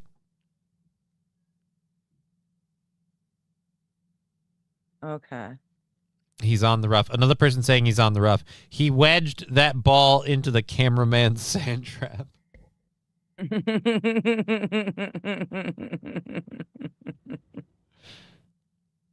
He's not lined up properly for that ball, says Jelly for the Smelly. He's just asking for it. Well, he's not lined up properly. His face is opening this way, which means, unfortunately, the person filming this, unbeknownst to them, they are in the possible line of fire. Put this thing up. All right, so as he's coming down, I'm trying to get a look at the angle. Yeah, no, it literally happens in a split second. Wow.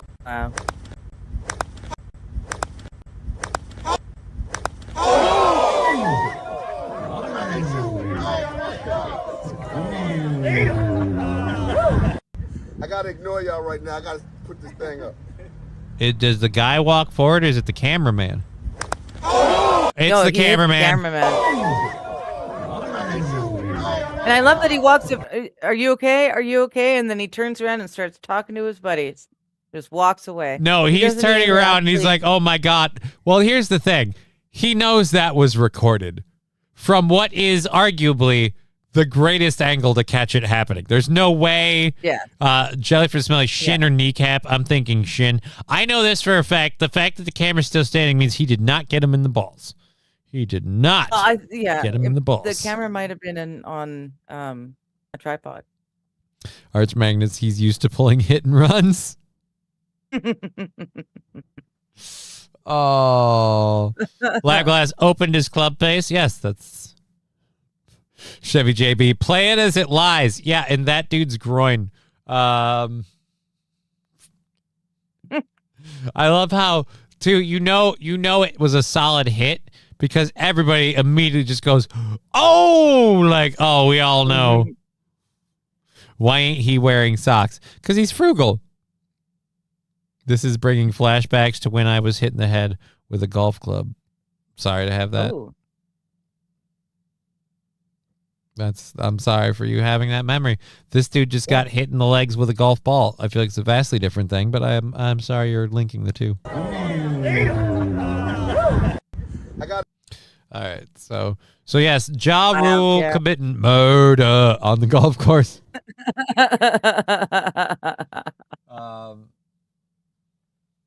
Oh, right into the dude. Poor dude. Do we have any information? Oh, he hit him in the elbow. Oh, we've got a different angle. Oh, no. We've got other angles. He put a hole in that guy. Yeah. We've got a better angle. Ooh. Ooh. Hey, John. All right, so now this is making way more sense. He was throwing a lot into it and missing and whiffing. At this point, he just wants to make contact. Where'd you get those calves from? I gotta ignore y'all right now. I gotta put this thing up. All right, here we go. Oh. Yeah, dude, I'm sorry. I didn't see the elbow hit. He put a hole in that guy. Didn't know you needed a jock strap to play golf. I don't know what a jock strap would do for you. In the elbow, that ain't funny. It is called the funny bone, but that's not a very great angle of it. Let's see this one. That's the actual one that we just played. There's a lot of it on. It's making the rounds on Twitter. Yep, that's the actual one that we just played. So there's no. Ja Rule has played and performed at tournaments hosted by DJ Khaled, baseball great David Ortiz, and now Derek Jeter. Early next year, he's scheduled to play at the Crow's Nest at the PGA Tour's WM Phoenix Open. And before we parted ways, he said, "Tell them I'm the best hip-hop golfer." That clip begs to differ.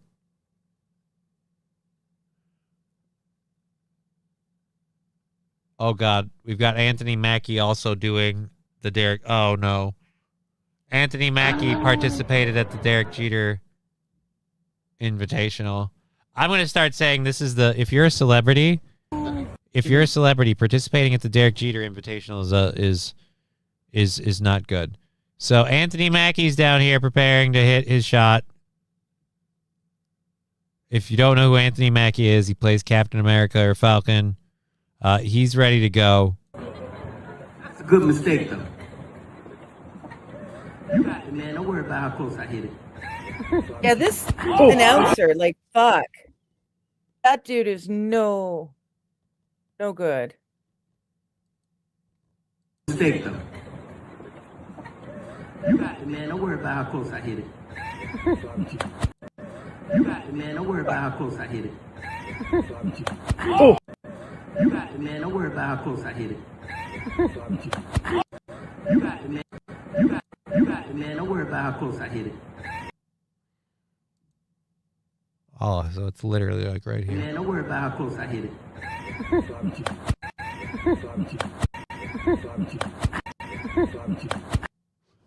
Yeah, that's it hit the dude in the head.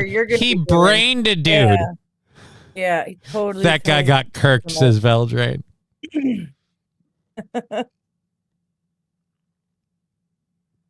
Falcon committed a faux pas. Oh, dear Lord. That guy's elbows got kirked. That's why the announcers don't normally talk while you're doing that.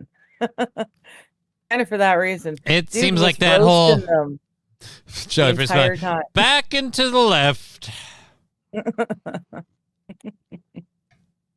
Son of a bitch. So yeah, that dude got.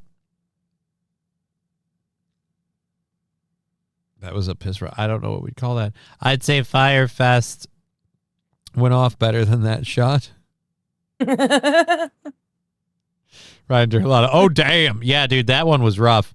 Like serve some right for snickering at the joke. Red Scooper saying golf would be more interesting if people got hit more often. Right? I feel like what we should start doing is we always have spectators in the golf field around the course. I want them to start having picnics on the course. The rule is that like when the golfer hits the driving tee, there's a certain amount of time you get to mingle, move, or whatever. Then you have to stay in your place. So if you like set out your blanket and your dinner and your lunch and everything, and you're on the blanket there, you got to stay there. You can't get up and walk around. All right, like you gotta stay stable while they play through. So he drives, ball lands. Anybody can move. Do not touch the ball or disrupt the ball in any way, shape, or form. Then when he hits or whatever, you got to stay. Like it's like a game of like, red light, green light. But in this case, it's like you yell 4 and there's a decent chance that you could widow somebody. Like it's great. I love this idea. Now I'm just picturing the dude getting hit by a baseball in not Happy Gilmore, but the Water Boy. Just the dude that gets hit by a baseball.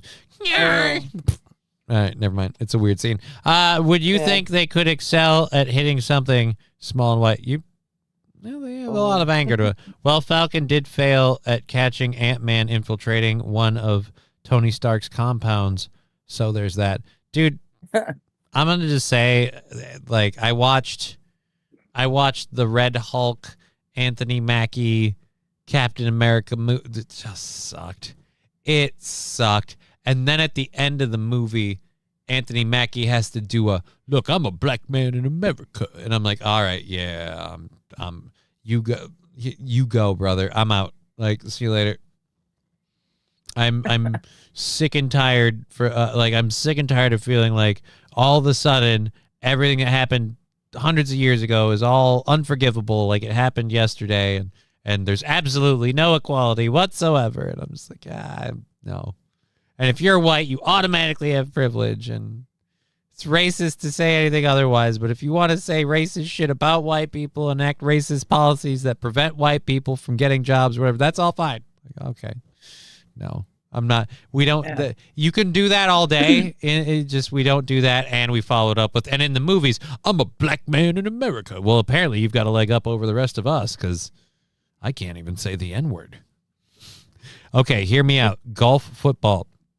Someone hits the golf ball, then you have an offense and a defense to try and catch it. If the offense catches it, they can advance it rugby style.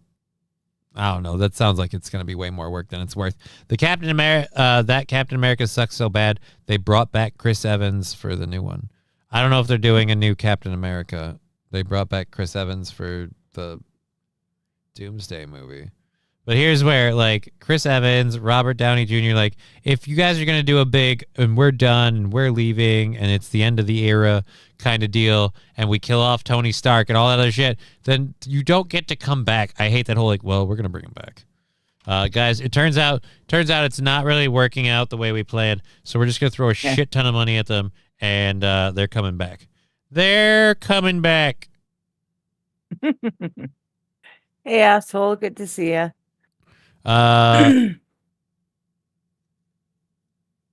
Which movie was okay? It's Rusty Grammar. It's cool, Big J. I gave you the N-word pass. Yeah, but you're gonna have to make like a physical one, so I can literally hold it up and needs to have maybe with your name or a phone number so that they can call and confirm before they beat your ass. How about just a picture of you smiling with a thumbs up and like your screen name? We don't dox anything about you, like, and then we can just say that's So there you go. Too Mad did that in the early days of his career. Too Mad actually sold like passwords, N-word passes to people, and some kids used him in a high school, and the high school got very upset with him, and it was a whole big thing. It was very funny. He was selling the N passes. Okay. It was cool. He took on a whole school board about them for a silly thing. Yay. Yeah. For a little, I don't know. What? Sorry, I didn't mean that I just literally clicked on the thing and it started playing. I apologize. Yeah, no, I'm just saying it was fun. It was fun to watch. You had fun. Awesome. You had fun. I'm glad you had a fun time. Johnny needs a laminated card. Yeah, I spill a lot, as people may recall. Like, and that's the other fun thing. Like your whole island shit. I already get like weird emotional spikes I can't control that make life difficult. Now you're carrying my shit too. And now I'm getting sad. Like I'm already blowing up about people freaking out over spilt water, and it's not even milk. I can't even afford milk. That's what it is. It's nice. It's to be a picture password license, and you have to be hugging the person that gives it to you. That's your sponsor. I like that. It's just like a picture of me giving Brian a hug, and both of us are like, ee! And then it says N-word pass, and it's laminated, and I just show that as okay. But can I hug, but like with an air barrier? Like, oh, we're almost touching. I don't want to touch him. It's the job. It's racist. Anyways, but yes, no, I'd be fine with that. Rusty, let's make this Oh, there happen. you go. Lab's saying it's okay, Johnny. You have duck security, so inward away. I can't do that. But speaking of which, I do need to give a quick shout out to our studio sponsor for the month. Studio sponsor for the month. So it's the rest of this week. It's next week, and then the week after, that Friday we'll be putting it up for grabs. I believe I already have it in here that it's January. Yep, the next Go F Me show is January 9th. So that's when our sponsor will change. Until then, we are proud to say the studio is brought to you by Rusty's Duck Security. The one, the only, Rusty's Duck Security. When you need security, there is nothing better than Rusty's Duck Security. Rusty's Duck Security. Sometimes they're always watching. One of these days, you're gonna remember to throw like the duck soundboard at the end when I'm like, they're always watching. It's like whack, whack, whack, whack, and just because you know it's there. You remember from time to time. If I do it on time, you're expecting it. I'm always expecting it. Like because we talked about that. Never mind. See, I have a friend. See, it's cool, says Matthew. Yeah, that's pretty much what I'll be doing. What was that movie that showed a white guy doing a handshake with a black guy, and then it shows two white hands shaking? What? I don't remember that. That is an incredibly vague scene to throw at me and be like, hey, what movie is this? Like, I don't know that I've seen it. Mr. Q says Half Baked. And he was on top of that. Well, it's a guess. I don't know. St. Caesar, at least you haven't destroyed your roadcaster by spilling water. I don't know that Aaron Imholtz destroyed his roadcaster by spilling water. His is doing fine. Mine's in a spill-proof location at the moment. If I could spill onto my roadcaster, I'm destroying whole heaps of equipment. Johnny's Exotic Meat Shop has a jingle now. Have you heard it yet, Digger? No, it doesn't. It doesn't have a jingle. And if someone else got $10 to play the jingle on his show, then I demand to get $10 to play it on mine. That's all I'm saying. Oh, yeah, I had no idea. That's all. Here's the duck security. Anyways, I don't really follow it, but I think that might be a Mersh reference. What? What's a Mersh reference? Destroyed your roadcaster by spilling water? No, I'm pretty sure that's Aaron. Oh. Aaron's spilled, because St. Caesar's the one who made that reference. Aaron spilled F tons of things on his roadcaster. Let me put it this way. Dirty Llama, I have not heard it, but you can drop the link in the Rumble chat. I'll listen. Are you sure? Because it exists. Yeah, it exists, but I didn't pay for it. Somebody made $10. She's charging me $10.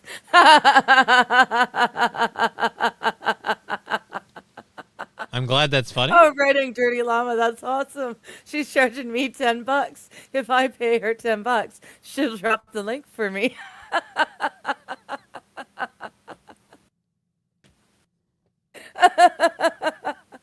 That's awesome. Oh, you're funny. He pulled the Uno reverse on me. Oh, you're a delight to be around. So yeah, I'm just saying, like, I'll play it. It's just, I watched a guy that I hang out with on his show 3 days a week get $10 to play it, and I did not request this. So I gotta say, like, I don't need more. I need the same thing. That's all I'm saying. You want the same thing, fair enough. Oh yeah, that's what she was saying too. That you were asking her for the $10. Well, I'm just saying $10. You were changing your $10, and I played a link. Aaron nearly destroyed it. Had to use towels on air.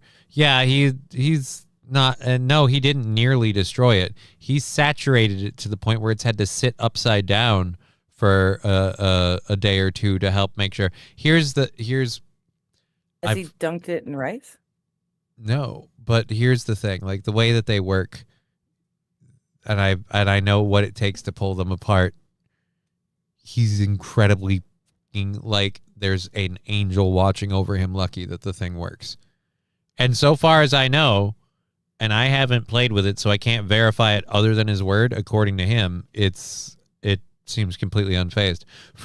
And again, I'll be clear about this, multiple times that he has spilled beverages onto it. So Interesting. I don't know. I Rusty Grammar, maybe drop me a red boy too. I don't think my super chats are working either, right? So Johnny, I don't think my PayPal is working. Can you test it out for me? who's saying that? Rusty. Oh, That's just a little earlier. Sure. Just send me $10 and I'll send you $5. And we'll see how that works. True story. My sister dropped her phone in water. I told her to put it in rice. She asked me if she should cook the rice first.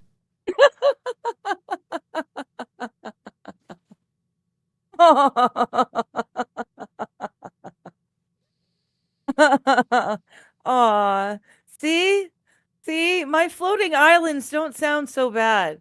There are other people who are equally stupid from time to time. It's not that your floating islands don't sound so bad. It's just that I can imagine you and other people all living on those islands because they've grouped together. Oh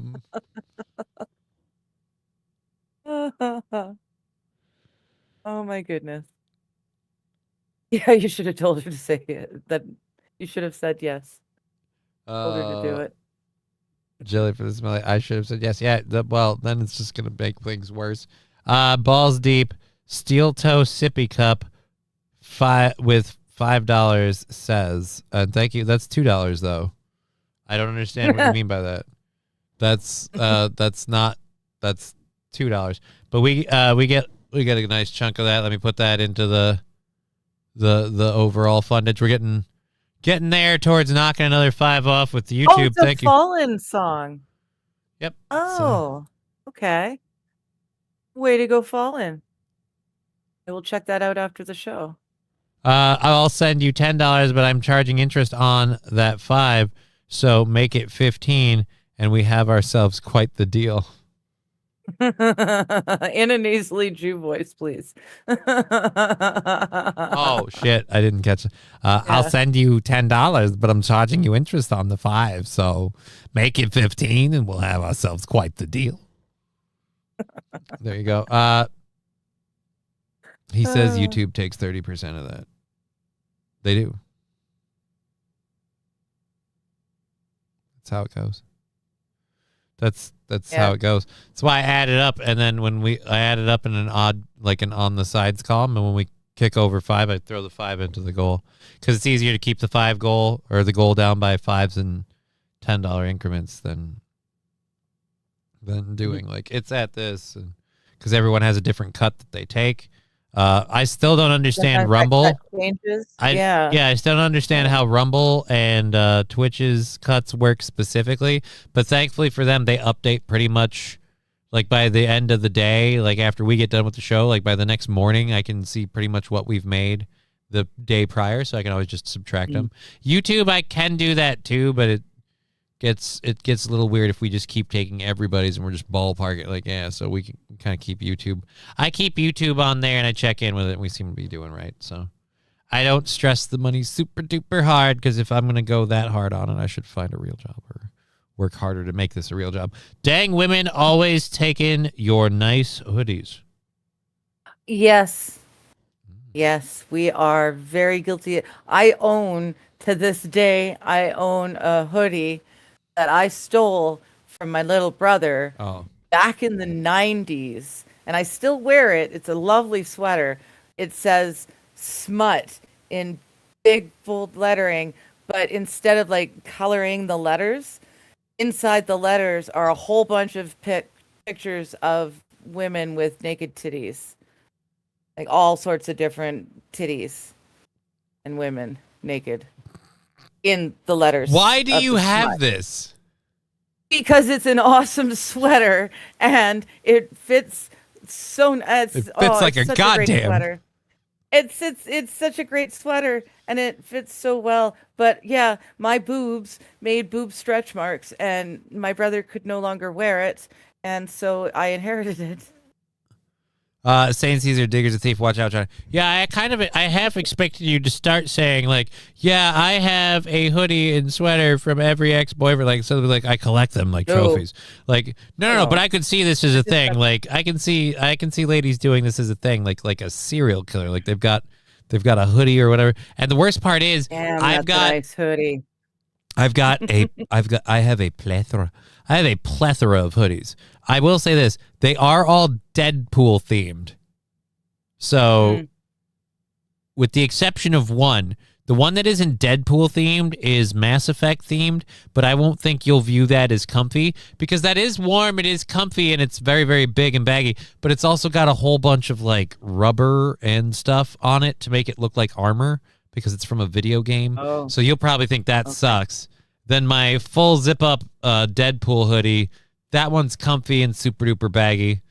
So you might like the Deadpool, what I call the Deadpool leather jacket that I have. It's not a full-fledged leather jacket, but it's like it's designed. I've seen like, that one. Yeah, that one's super duper comfy, and it has snaps.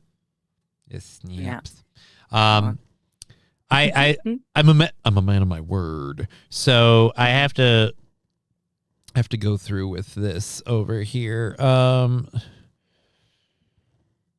We're so close to knocking another 5 off of the goal. We're very, very close on the YouTube, but That's awesome. 5 of it automatically coming off with Balls Deep's latest Freak 597, who I believe is Fallen the Great. Yeah.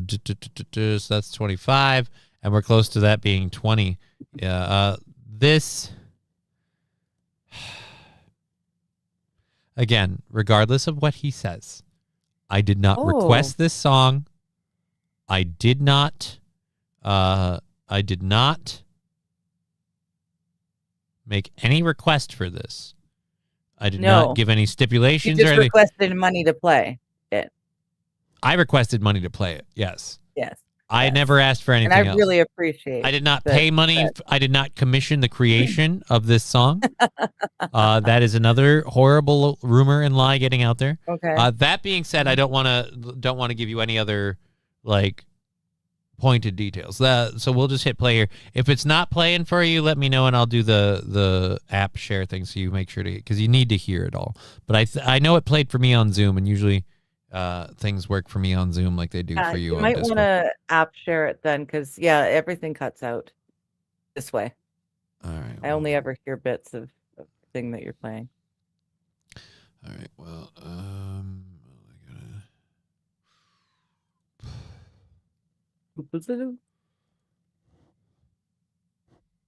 Sweet. Thank you. okay.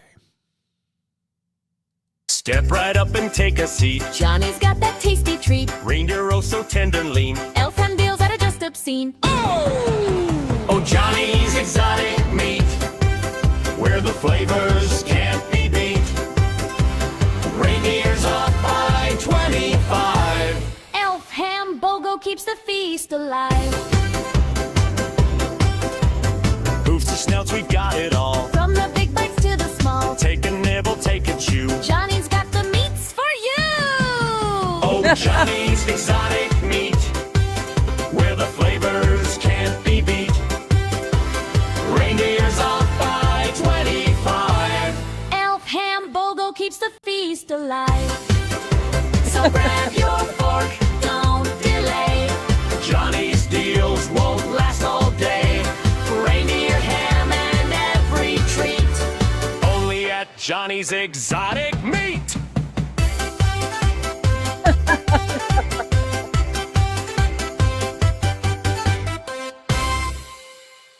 Oh, that's awesome. Step right up and take a seat. Johnny's got that tasty Oh dear treat. Lord, it's starting again. Tender and lean. Yeah. Holy repeat for balls! ya. Yes. That's So awesome. yeah, he He very much put a lot of work into that. I will say a lot. He did. I will give it this credit. That is very very thorough. Very thorough. He paid attention to every detail on that. Very well put together. Really appreciate very that. well put together jingle that absolutely nobody requested because there is no business that needs that jingle. But Johnny does not endorse this. no, he does not. Johnny has more meats than Arby's. We need a visual commercial for this Arch Magnus. No, we don't. Yeah, an AI commercial to go Balls along with deep, this the new jingle would be $20 jingle. I mean, I like if you're paying me $20, but then I feel like What? So every time someone pays $20, you'll play that jingle in one drop. I mean, if they request it, sure. Okay. I'll agree to means that. You got to hang on to it, and we'll potentially hear it again. That's easy. I can just copy the link right now and say $20 jingle. $20 plus jingle. If you throw in 20 or more and you want the jingle. But this is a holiday one, which means then I'm eventually, if this starts being a regular thing, then I'm going to have to actually commission Fallen to make a or I have to make a Oh, God. I feel like if I'm going to do this bit, like, then I have to actually, people start doing that, I'm going to have to commission Fallen for this and that, but we'll have to see if that actually happens before we worry about it. And that's for Franklin. No meat shop, but a meat market. That's right. Yeah, it's the exotic meat market. We've got Johnny's Gorilla Milking Emporium. Also the Gorilla Glue Factory just up the road from the Gorilla Emporium. Stop it with this. Johnny, perfect. There's quite the imaginary enterprise, or you've got Matthew Call. It's a high quality commercial. Must have cost a fortune. I did not pay money for that. I am open to the idea of playing it for money. So that is kind of, and thank you, Fettuccine El Poo for the disaster elf. That was very, very fitting. We have an hour and a half left. We still haven't really gotten into the second hour story. Good God, it's a weird one today. All right, you know what? I'm not going to close the jingle just on the hopes that somebody throws in $20 and we have to play it. There you go. Here we go. And Mr. Q, we would read that as well, but again, it needs to be Johnny threw that rule up ages ago. I'm not allowed to. I like that, but I'm not allowed to read it out. Yeah, we only do those for we do those for Freak is like, that's right, Johnny definitely didn't pay me $500. No, I didn't. I didn't pay you $500 at all. Nobody paid you $500. Hell, I was thinking I would maybe, like, if we keep doing this as a bit, I might throw you, like, I don't know, $10-15 for the first one, $10-15 for the second one. I don't know if you know this or not. I'm not Jewish, but boy, can I be frugal like one. But anyhow, so yeah, no, like, I won't pay you for it, but I'll tip you for it. And that's if that keeps being a regular thing for the next couple of weeks, and I want to like feel odd about it, and then I have to do the other one too, because after the Christmas season's over, like I can keep that through, I'd say January at the latest, but by February we got to have a new one, and then then it becomes an ongoing bit. I have to start doing holiday themed jingles. So that would, here's what it is. I'm not opposed to it.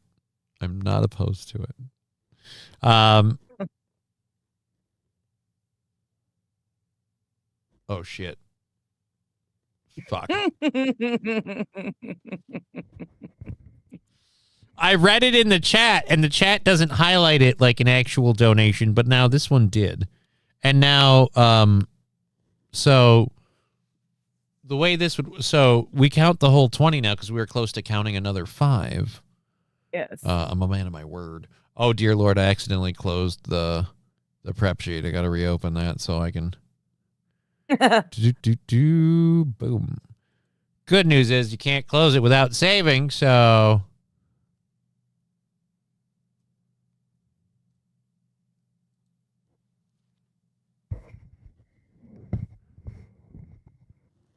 All right. Oh, we did miss a Rumble rant as well. All right. Well, I'll get to that in just a second. I'm doing math. So that means we're down to $5 for next Monday. Currently, thank you. And then zero that out. So there we go there. And while I go check the Rumble rant, where did I miss the Rumble rant? Oh, $5. Keep the change, you filthy animal. I read that out. I'm sorry. Oh, did you? I saw it. I saw it. I read it. We count those to the next day anyway, so it's fine. But yes, thank you for that. And since we got $20, the $20,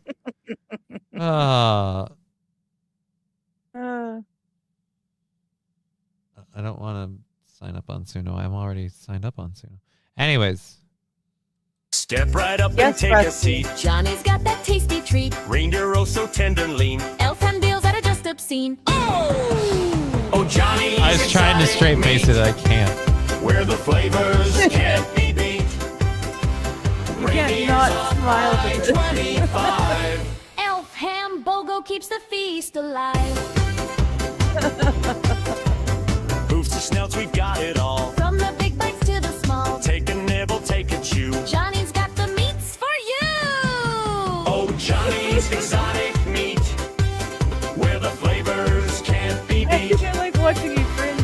Reindeer's off by 25. Elf ham BOGO keeps the feast alive. So grab your fork, Don't delay. Johnny's deals won't last all day.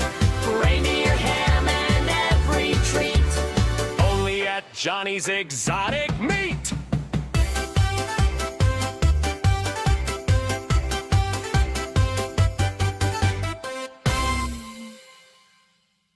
Step right up and take a seat. Why does it autoplay? Reindeer oh so tender and lean. Elf handbills that are just Fresco for obscene. elf ham is what it sounds like. Oh, Johnny's Exotic. Dear Lord. Panamon. Well, Bull Steve, we were talking about that. It wouldn't be like if we're talking about the elf ham wouldn't be long pig because that's human.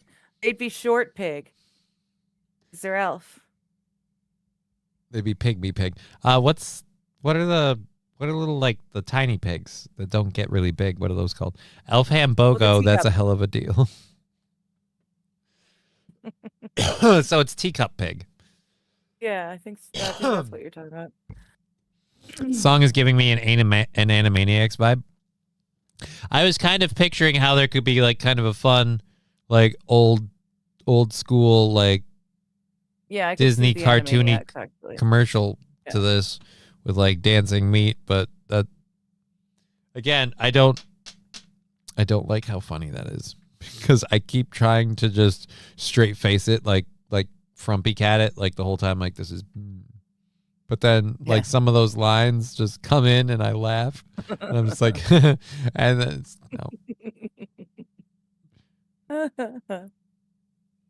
no. But again, elf ham. Exciting. Suckling pig. Well, suckling pig is just a baby pig. And we're talking about permanent. Like, elves aren't miniature people that grow up into full-size people. They're just tiny people. No, they're always tiny people. Yeah. Yeah. So I'm pretty sure they're teacup. Potbelly meat.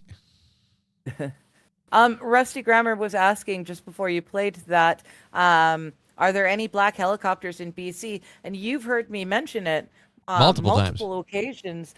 The black helicopter flying over my house used to be a once a day thing, or maybe a once a week thing, even way back in the beginning.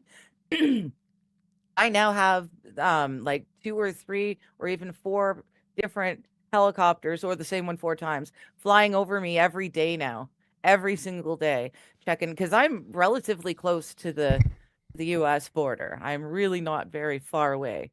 So yeah, they've been around since springtime or whatever, when Trudeau first promised to do something about the border, the security of the border. Yeah, he bought a bunch of old Blackhawks and they just fly over now. The black helicopters, always. Winnie the Pooh won't be happy, says Render. Where did Johnny get reindeer and elf meat? Did he go poaching in the North Pole? Red Scooper, first of all, even in Minnesota, there's plenty of farms that have reindeer. Secondly, I don't have reindeer or elf meat because I don't have a meat store. We have suppliers. This whole thing, no. I hate you. This whole thing was a bit. It's all a bit. Like, I didn't request the song. They made it. But I have learned the ways of being an internet whore from other people, and I am willing to sacrifice part of my soul for $20 to play the song. Johnny has no meat. Well, I have a tube steak, but it's a meal for one, and it's spoken for already. It's been reserved. I'm sorry. You'll find somewhere else to dine this evening. They are monitoring your illegal strawberry grow operation, sticker. Well, I don't know if they've noticed my strawberry. They're not just monitoring it; they're celebrating the death of it. That's what it is. The death of it, yeah. It did not survive. I am still fighting the stupid. Like, you'll see me batting them away every once in a while. There's like one or two little fruit flies left flying around the freaking house, and they're driving me batty. I made fruit fly traps and I put them all over the place.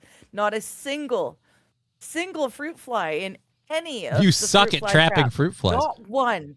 I caught more fruit flies with the standing water bottle for the cats, or water bowl that I have for the cats, than I did in the traps. Like, it's ridiculous. I gotta get to this. Lexi simply saying it's so much more fun when he does the "it's a bit." And, right, dude, you can't put "it's a bit" in quote. No, it's a bit. That's not. It's not a bit. The "it's a bit" is not a bit. The whole the thing was a bit. I can't win. This is fun. Matthew Q cooking steak tonight. Braggart. I'm not. Oh, braggart. Yeah, I'm- I've been craving steak like nobody's business. Oh, I'm so poor. I too am poor, but I'm probably I can't even afford. I'm poor, but I'm probably gonna take the hit and spring for pizza for everybody tonight because Ivy's mom literally just shelled out for a new dryer, so it's like the least I can do is buy dinner. Like that's the least I can do. It's a bit, Johnny. No, the whole thing's a bit, Saint Caesar. It's interesting. I've seen a few. Thanks, Digger. I don't want to throw a jam in gears of the yeah, it's fine, dude. Don't worry about it. We're good. The DNR will never take our cartel down, Johnny. Don't worry. There's no cartel. There is no cartel. Let's not start that. I'm already in constant communication with the IRS, and that's literally not a joke. But that's not because of the bit. But I'm already in quarterly communication with the IRS. So let's not tell them that I have more businesses I have to justify. For all of us, yes, pizza guys. No, not for you guys. For the people upstairs and my daughter, principally my daughter. That's kind of what that's about. She loves pizza, and I want to help out. I didn't catch any fruit flies, but 3 coyote last night. 3 a.m. sucks. Way to go with the 3 coyotes you caught, though. That's pretty good. Yeah. Good for you. All right. We do have a show we could do because we got like an hour. We got an hour worth of stories to get through for the second hour, and then we've got like a whole hour's worth of stories for the third hour. And seeing as how we've got like an hour and 20 minutes in the show, I think we can make it all fit. I'm sure we can. Can you do me a favor and take me off the screen, though, please? I need coffee and a dab. For the love of Todd. Every time, I think we're good Well, to you go know, on. that first one I wouldn't have needed if someone hadn't made me cough so hard. I don't make after anybody cough. Or as I was taking a dab. What with could the I have video camera possibly on, done? Knew that I was taking a dab and had to crack wise, and it just any chance of taking my second. See, guys, hoot what it was is she was taking a hoot, and so I started singing to her. Amazing face, I sit on thee because I'm about to come. I once was close, but now I'm there because you put your thumb in my bum And apparently that was disrespectful, and I apologize. But you can see, guys, you do understand how I might be suddenly like choking back laughter while I'm trying to inhale. No, I have no idea. And it might have caused a bit I of would an have. issue. I would. with the You could whole have sang breathing that to thing. me like every verse with a dance, and I still would have been fine. I would have straight faced you while I hit my hoot. Yeah. What kind of pizzas are you getting? I don't know. That's up to the mom. Does the social worker know about this side job of exotics? No, because none of them are real. Again, it's a bit. You guys have to wait till you see the Johnny's Exotic Meets Exotic Dancers. We call them the roast beef Rockets. Oh no, we don't. No, we don't. I actually hate that I said that out loud because now somebody's going to do that. That's gonna be clipped. Yeah, no, it's not a good idea.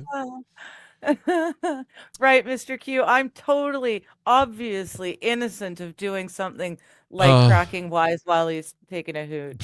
I would never do that while he's trying to take a hoot. 'Cause that's just not nice. What do you mean? It's not a bit. It says strippers got me banned. Wait a minute. It's a bit. It is a bit.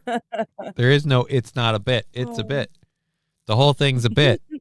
None of it's real. The it's a bit is a bit. That's not a bit. That's what I mean. I mean the it's a bit being a bit. That's not a bit. You're not. You're confusing it. You're clouding the issue, and all anyone's gonna know is that you're just cracking wise because it's a bit is not really a bit. You're silly funny man. All right. So, anyways. All right. So we have for our second. Do you need me to sing Amazing Face again? Because I will. No, I don't. No, I don't. I cannot hear that when I'm in church. It's not nice. Not nice. She's gonna. This is now my thing. I'm gonna sing it to her when she's asleep, so she feels a subconscious urge when she's in church to sing those words to the song, and it'll always be the person in the pew next to her just going, "Damn, what the is holy Jesus."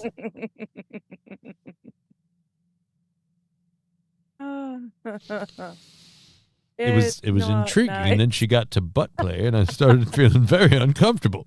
Worked it into a shoot, as it were, if you will. No, it is not. It is not a shoot. Johnny sees when you're sleeping. Well, the idea is hopefully eventually she'll be doing it in the same bed that I do. That's the if I would call it the overarching goal.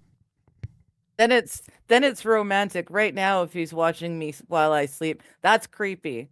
Because there's not supposed to be any cameras in my house other than this one.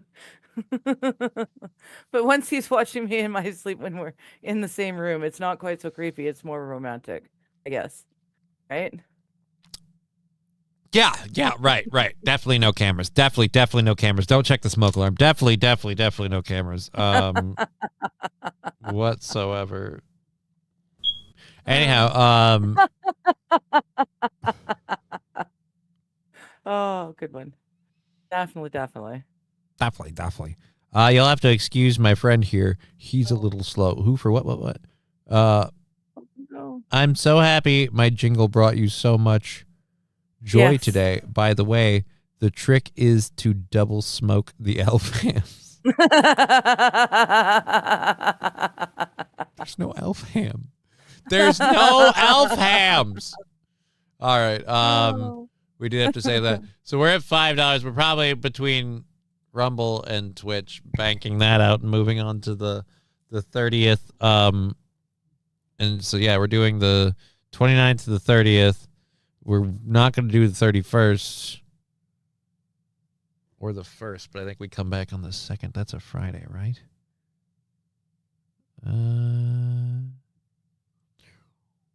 Yeah, the 2nd is a Friday, so we'll definitely be back. We'll definitely be back on the 2nd. Definitely. So we're taking those 2 days off, and then so those 2 days, so it's like losing a whole week this month. Oh, that hurts me so much. I'm so happy. Yep, I'm very happy with the jingle too, buddy. I'm glad you enjoyed it. Thank you for the $10, and all that jazz. We do have about an hour and 15 left in the show. I got a couple of videos of children that people are blaming for destroying artwork. I don't know about the second one. I know the first one. I've got an opinion. I'll share that in a bit. We've got a video of, or wait, is it a video? I thought it was a video. There was a video in the thumbnail. Mm-hmm. There was a video in the thumbnail that showed. Oh, there's the video right there. A picture of it. Close. We're gonna do. Go bye. Anyways, the video released by the SBU. Where is the SBU? We'll show that.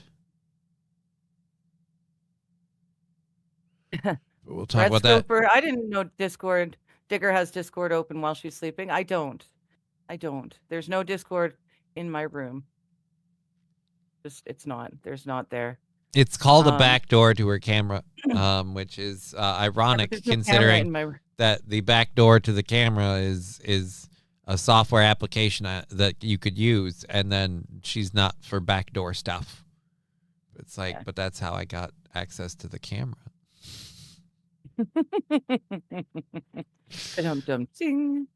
What art? Try the photo.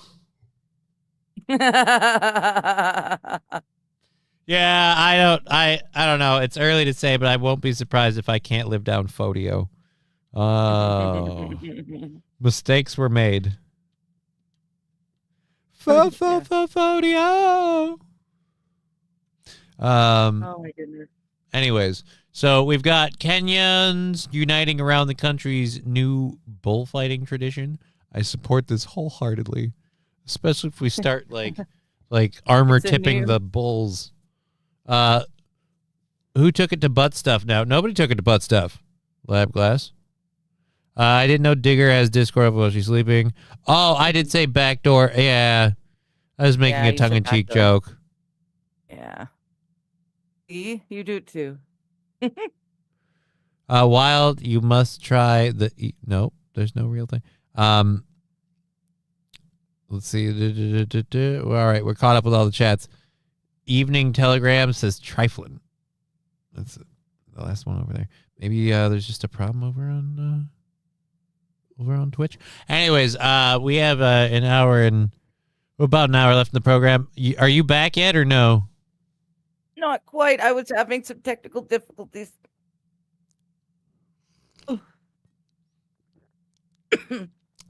That means she's meeting with the agent trying to book Hootie and the Blowfish.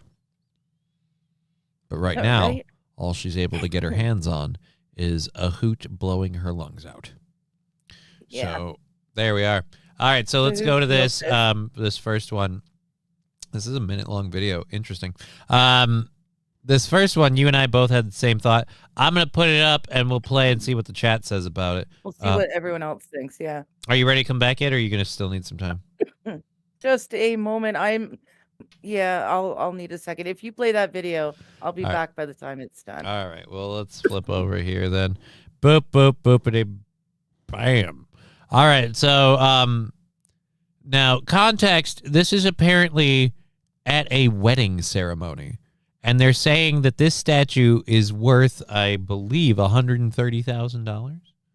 And this is a small child walking up to the statue. Dispute over an expensive piece of art after a little boy had a big accident. Watch as this 5-year-old boy reaches for an art sculpture on display at a community center, toppling the piece and knocking the boy down too.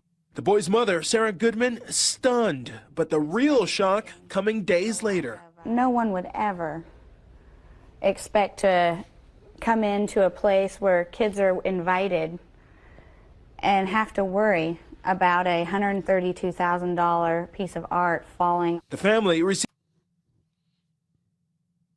heights. Again, I'm curious why you have a $132,000 piece of art in an area that kids are moving through. Did someone say 4:20 Eastern time? Sorry, zoned out. Ambax says Lexi. Yeah, it was 4:20 Eastern time a minute ago.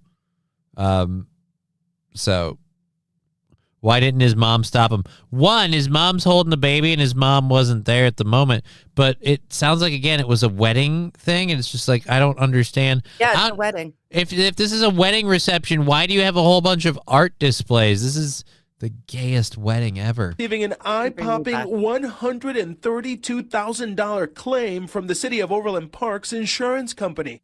The fall allegedly damaging the piece beyond repair. The insurance letter reading in part, "You're responsible for the supervision of a minor child. Your failure to monitor could be considered negligent." I was surprised, more so offended to be called negligent. City officials say the piece was secured. It's not an interactive piece. So when you There was no ropes around it. There was nothing. It's not an interactive piece. I don't know, man. It's not an interactive piece, and it was secured. That security was undone awfully quick by a fucking 4-year-old or 5-year-old. have somebody climbing on it, that's not. He wasn't climbing on it. He put his arms around it. He gave it a hug. He put his arms. He around hugged face the of it. statue lady, and she fell over. I do agree that somewhat parent job fail, but people who bring kids to weddings are the worst. Well, Mom, pay attention to your damn kid. My parents would have whipped my ass for touching anything that's not mine. She's a negligent shitbag, says AP. Wow. They are all, you guys are all. On screen. Yeah, you guys are taking it totally differently. I thought, mom should have, like, where's dad? Where's dad with the kids? Because mom did have a baby in her hand, and it looks like that was a slightly older brother behind the kid who was, hugging the statue.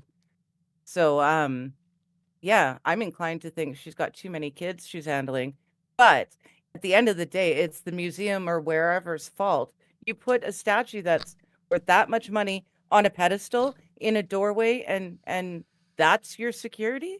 I do kind of agree with Ryan Dirty Llama, though. Shouldn't it already be a given that the art museum isn't a Chuck E. Cheese? Like, there is a certain level of, like, you shouldn't bring your kids to this because, duh. Well, that's true too. So I still don't think you could be hitting the mom with the cost of it. Maybe 50-50. Well, I don't know, but either way, I don't feel like the parents should be entirely on the hook. It didn't look like the kid did anything excessive, and it didn't seem like it was secured in any way other than it was just on the pedestal, and if nobody touched the pedestal, it was fine. But when the kid gave it, again, it wasn't aggressive. It wasn't like, I've got like she's going to get full speed and give you a hug, like hugger of a kid. And that wasn't this.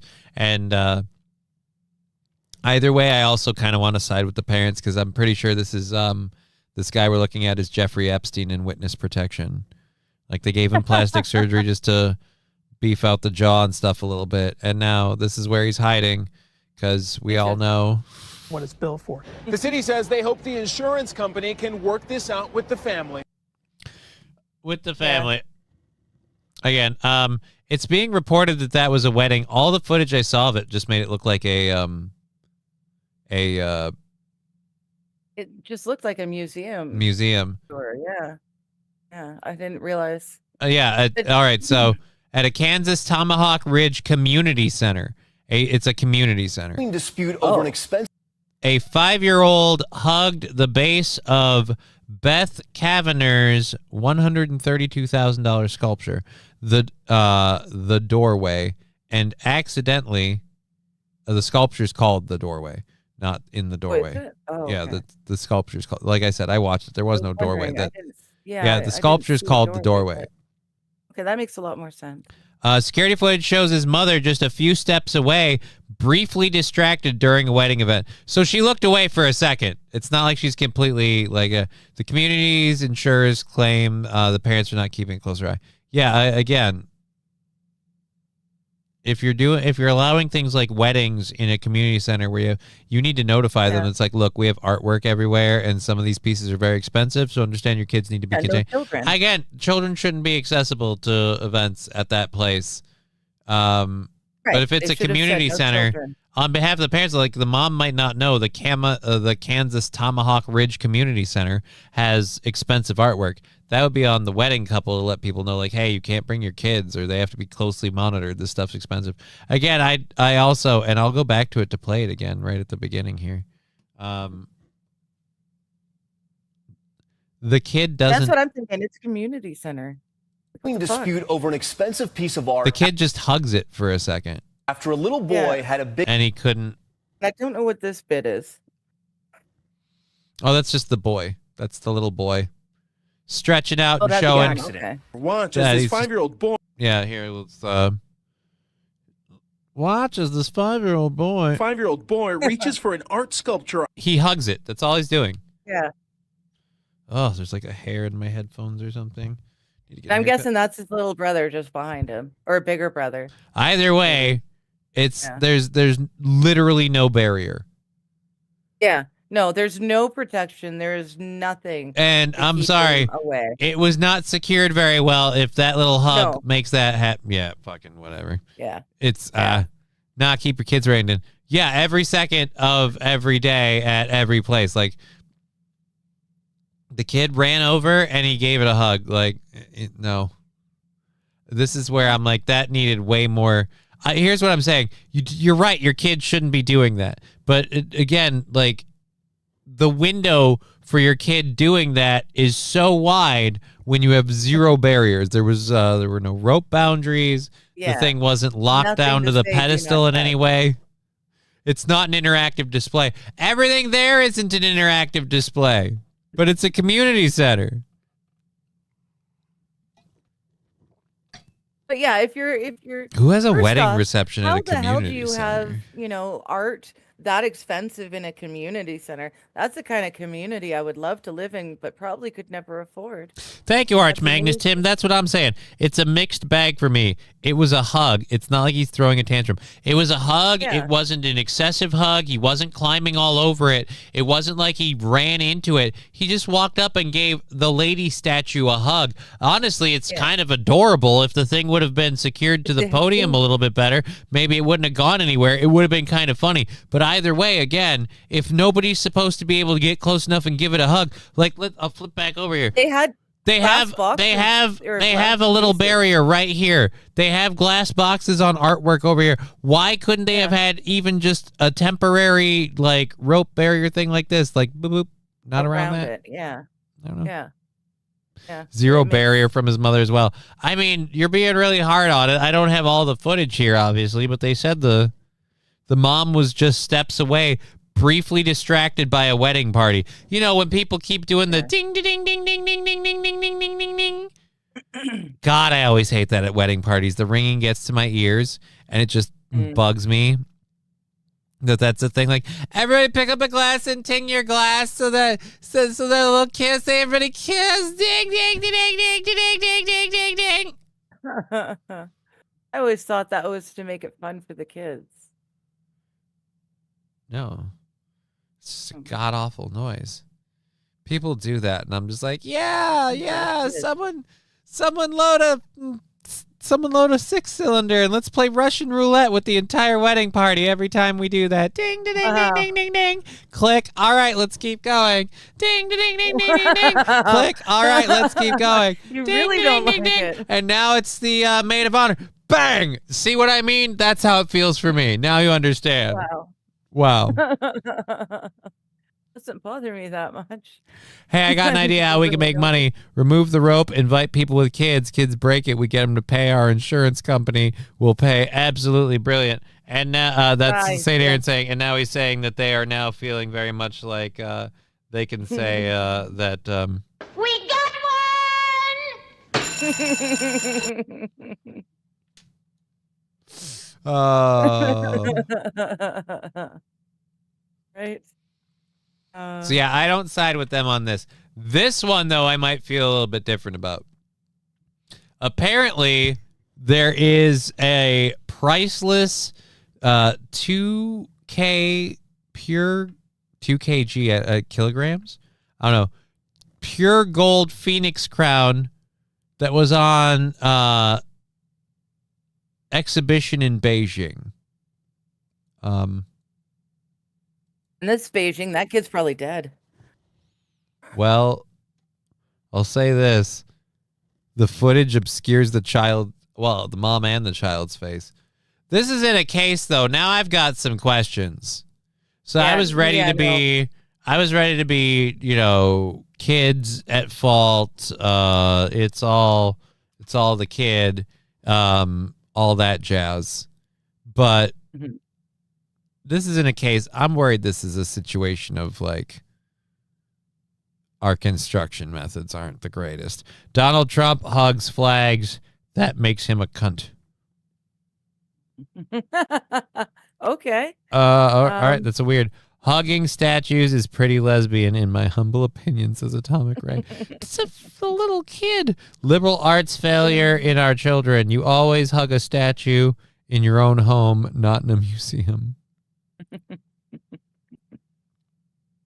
Right.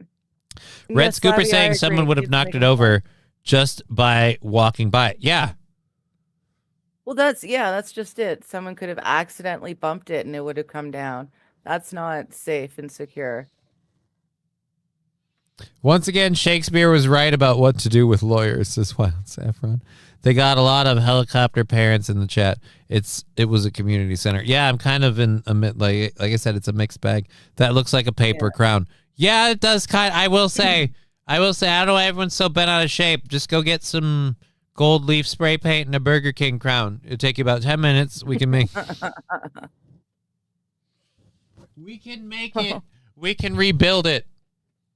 If it's 2 kilograms of gold, if that's what they're saying, the gold is fairly malleable. Can't you just hammer it out and hammer the dings out? Well, this one's not listed or said as being like damaged beyond repair.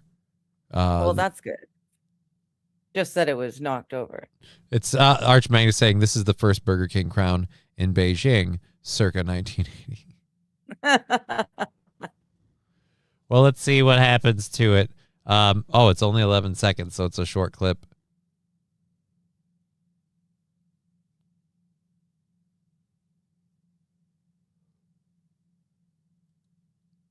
Oh, yeah. Okay. That glass case should have been secured better, but Secured better. I'd say secured at all. Yeah. It's open in the middle of the floor. This is listed as priceless because of its historical value. Accidental elbow. Listed as priceless. I don't even know about accidental. But again, No, I'm saying an accidental elbow could take it out just as easily. It was completely not. How are you not worried about someone stealing it to melt it down for gold? Like, and boop, and it fell. So it's dented. It's thin. It's a gold crown, like a solid gold crown, but it's in a circle shape. And now it's not. Let's see. Let's go to the pictures of it. So that's, oh boy. Oh. All right. Wait a minute. Yeah. What the hell is that? It's gold. It's gold. What the hell is that? No, that's a label. But like it looks like they bought it at a store. Now I'm questioning whether or not this is really gold. This is China. I'm guessing it's probably a label by the owner, keeping things tracked for insurance purposes. I don't know what it is, but either way, it's so it be dented and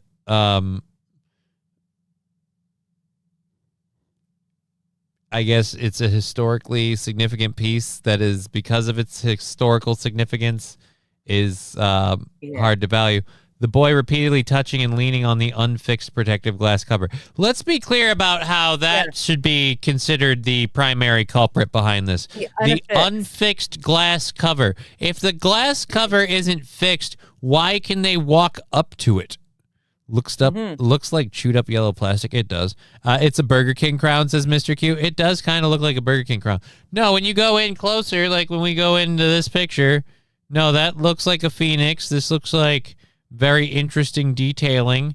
that went all along the outside of it, and it looks like it was meant to be in a relatively circular fashion to fit a face. Yeah. And now it's got some solid, let's call them redirects in the overall shape.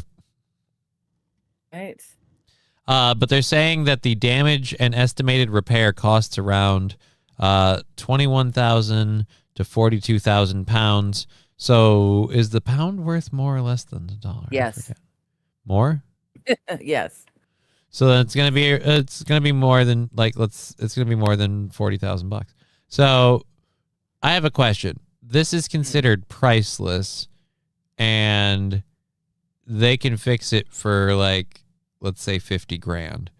But I didn't get a good view of the doorway, but some stupid $130,000 sculpture is irrevocably damaged because it toppled over. Yeah. I don't know about art. I don't know. I would think that crown, if it's, an old piece, that's a historical piece. That would be worth more just in its No, it is worth age. more. Yeah. It is worth more, but I'm saying they can fix it for about 50 grand, but yet the $130,000 artwork was irrevocably destroyed because it got hugged by a 4-year-old and it fell to the ground. Yeah. It just seems weird. I'm kind of iffy on both of those now, actually. I'm like you. I didn't watch it because all I saw was kids knocking stuff. So I figured, okay, this should be a fun discussion. But yeah, in both cases, they did not do near enough to secure the pieces, in my opinion. Maybe turn it up a bit. Now it's worthless, to be honest. In some cases, flaws in the artwork can increase worth, oddly enough. Gold can be fixed pretty easily if you know how to, says AP. Well, yeah, it's a soft metal. If you're careful with it, I'm sure That's it's what I was probably... saying. We could just knock some dents out and throw it back up. Bob's your uncle. They broke the Wild Saffron just needs a little spot weld. Also saying they broke the most important rule. When kids are around, shit's getting broken. Prepare accordingly. Yes. Well, and it's a museum. These things should be secured against theft. Oh, St. Aaron had some thoughts on what, saying, what do you expect from a country that has people falling through escalators? Glass is going to connect and stay in place. I mean, that at least in a display like that, you would think they took the time. Just a little bit of simple window epoxy could have possibly gotten you in place. Even just a lip so that silicone. it sat within inside of the thing it sat on. A latch or two. St. Aaron, though, did manage to, is telling us, zoom in. It says Goodwill on the price tag.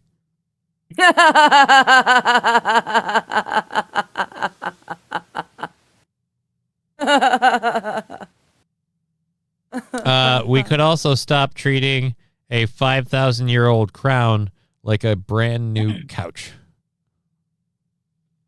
Arch Magnus Gold JB Weld. It's not like it's just bent, but I don't know. That's the thing. Or a good old pick lighter. It's gold. Yeah, it's just bent. It just needs a couple of little knocks with those rubber hammers, or All right, let's see if we can. Are you gonna check and see if it really says Goldwill? No. I just. I keep getting in the thumbnail I can see the video, but when I click the thing it takes me to a video where Dan Hoffman is talking about evidence of not seeing that much evidence of a peace deal between Russia and Ukraine, and I don't care about that video. I want the one that's in this, but the one that's in the clip they just show frames of. They don't show the actual video. So what's it called? No, that's not it. Let's close this and go that and just look it up on YouTube. I want this video. I wanted to talk about this as our next thing. It's a little more serious, so I want to get it out of the way for the rest of the day to be.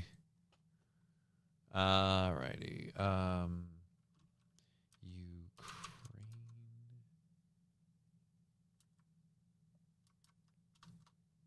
EP is saying, to be clear, I doubt that statue was worth $100 in materials. Still teach your kids not to touch things like that. Yeah. In general, people, you got to keep your kids under control. They need to know not to touch things that aren't theirs. Be it in a store or a museum or someone else's house. If it's not yours, don't touch it. We knew that. Mom made sure we knew that. But then again, at my age, my parents were allowed to punish us. If we did something wrong, we got punished. We learned. So you're not really allowed to do that anymore, and the kids are just running rampant. All right, we're gonna do this. Here we go. All right, so Ukraine is saying they have they used an underwater drone to destroy a $400 million Russian sub. And we have the footage of the supposed sub strike. So the sub, the $400 million Kilo class, like Russian sub, is docked at a port. And so you won't even see it. Ukraine These is are all Russian? Yeah, I'm going to say they're all Russian because the sub's docked at this port. So I feel like if these guys weren't Russian, that would be really weird. Okay. So yeah, the sub, I don't think you can actually, because I'm looking and I don't see the sub. Oh, it's right there. Apparently it's docked right there in that bay. Okay. Wait for it. Boom. And you're gone. And Ukraine is saying that they're responsible for that. The music is strangely ominous. Yeah, I know, right? Now, here's all I'm saying. Where'd they get underwater drones? That's remarkably advanced technology. That's quite interesting. Yeah. I wonder if we where gave they them would- that, or if they just bought it from us with the money we gave them. And For the money we I gave absolutely, them, or the Brits. I absolutely would not have any understanding of why Russia would be in any way motivated or provoked with us, because stuff like that seems, I don't know. Can we just not be involved with this anymore? I see that and I'm like, oh boy, it's getting worse. They're supposed to be talking about making peace deals, and they're literally using equipment that I'm like, no, I'm sorry. Wait a minute. Yeah. You guys did not have underwater drone technology. Like, I'm sorry. You bought it from China, or you bought it from us, because it's you. I'm saying it's it's Russian, China, or us that's making that technology. You didn't just get that. No. Yeah. Well, maybe they did just get that. They just got when a they lot got of a stuff. shipment They've in been from handed America. all sorts of stuff to use. Oh, I like this. A wishful strike, says AP. St. Aaron saying, so Ukraine pulled a Timu Pearl Harbor. That is not wrong. Red Scoper, is that not a cutscene from the Call of Duty campaign? If it is, I got had. I'd say this. Not only did I get had. Did Russia say anything? That's that game my was next question. lit. I don't know. Russia, I do not believe, mentioned anything. So Okay. See, so hard to say. So yeah. Ukraine said Monday it carried out an underwater drone strike that critically damaged. So they didn't completely destroy, but critically damaged Russian Kilo class submarine docked in the port of Novorossiysk, marking the first known attack of its kind. Right. So nobody's used underwater drones to attack other people's shit at Ever. all. Yeah. That we know of. So yeah, again, I really got to file that under. You guys bought either A, you bought it from China with our money, or B, you bought it from us with our money, or C, we just literally included it in the boxes of shit we gave you. And yay, oh boy. I'm going for C. So many different NATO countries have given them so much shit as well as the billions of dollars, I'm not surprised. So yeah, Richard said the sub is now, quote, Russian to the bottom. Yes, I like it. So yes, it did. That video that we showed you, the Security Service of Ukraine, the SBU, said its sub-sea baby underwater drones struck a Russian submarine. Right. The operation was carried out by the Ukrainian Navy and the SBU's 13th Main Directorate of Military Counterintelligence. Just again, the video was released by the SBU. Showed several ships docked at the port. Yeah, it's a Russian port. Before a large explosion. Yeah. What if they dropped the explosion, but they didn't hit anything? All those boats, and they didn't hit a single thing. So now they're claiming that they hit a submarine. The reason we can't see it because it's a submarine, and so it was underwater. You couldn't see it. So that wasn't a miss. But then That was actually a submarine. Yeah, I'm gonna go ahead with no on that because No. nobody's banging down the door to say like, oh, we need to put this win out there. Underwater drones. That pipeline explosion makes sense. Yeah, Lab Glass. That's the other thing I'm gonna say. So you have underwater drones, but we still don't know who hit that pipeline, eh?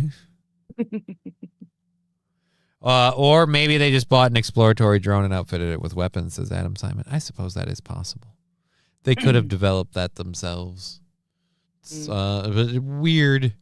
Either way, like I said, the funding came from us. Yeah. And that'll blow Chuck Norris levels of suckitude because I don't want to be associated with more war stuff. If I could, I would like to not be associated with more war stuff. We have about 30 minutes left in the program, a little more than or 40, I should say. Maybe they just but I just you tell me they commenced an underwater strike and I have questions. I think they're testing our weapons by giving. I'm not sure what you mean by that. I thought about it as hard as I could. It was aliens. It was Jewish space lasers, god damn it. Not the space The laser. whole thing was Jewish space lasers. We've got about, like I said, 45 minutes left in the show. We've gotten a whole another hour's worth of content that we haven't even gotten into yet. So we have a couple of different things we'll be able to get into before the end of the show. I will say I'm checking. I don't think I had any animal videos. I just didn't find any good animal stories or videos. I mean, I have an animal story for the second hour, but I had it in the second hour because I didn't view it as like good or bad. It viewed it as weird. Kenya is uniting around the country's growing bullfighting tradition. And I just mean like growing means it doesn't really exist. So how is it a tradition? Did you guys fight a lot of bulls before? Or is it a tradition growing? You're bringing back? Like, I don't know. So we'll check into that. American drones, China drones, all made in Taiwan. Underwater drones would explain the tic-tac-toe UFOs, military personnel. Saw it coming out of the water. Oh. Potentially. Damn it, guys. Those missiles have an expiration date. Gotta hurry up and use them, says Mr. Q. I come back and the first thing I hear is Jewish space lasers, says Los Federales. Did you see that video? That reminds me of Alucard. I don't know. Sell weapons or give, it doesn't matter. Yeah, I just like I said. Yeah. I don't want to be involved. I don't want to be involved. That's all. I don't want to be involved. I would like to not be, I'd like the country I live in to not be involved through these proxy wars and through what is probably arguably a military industrial complex, like fucking insider, like trading scheme. Let's sell them some tech. Let's give them plenty of money to buy our weapons and let's do all like, It was this one. I imagine Alucard to be. Let's see what this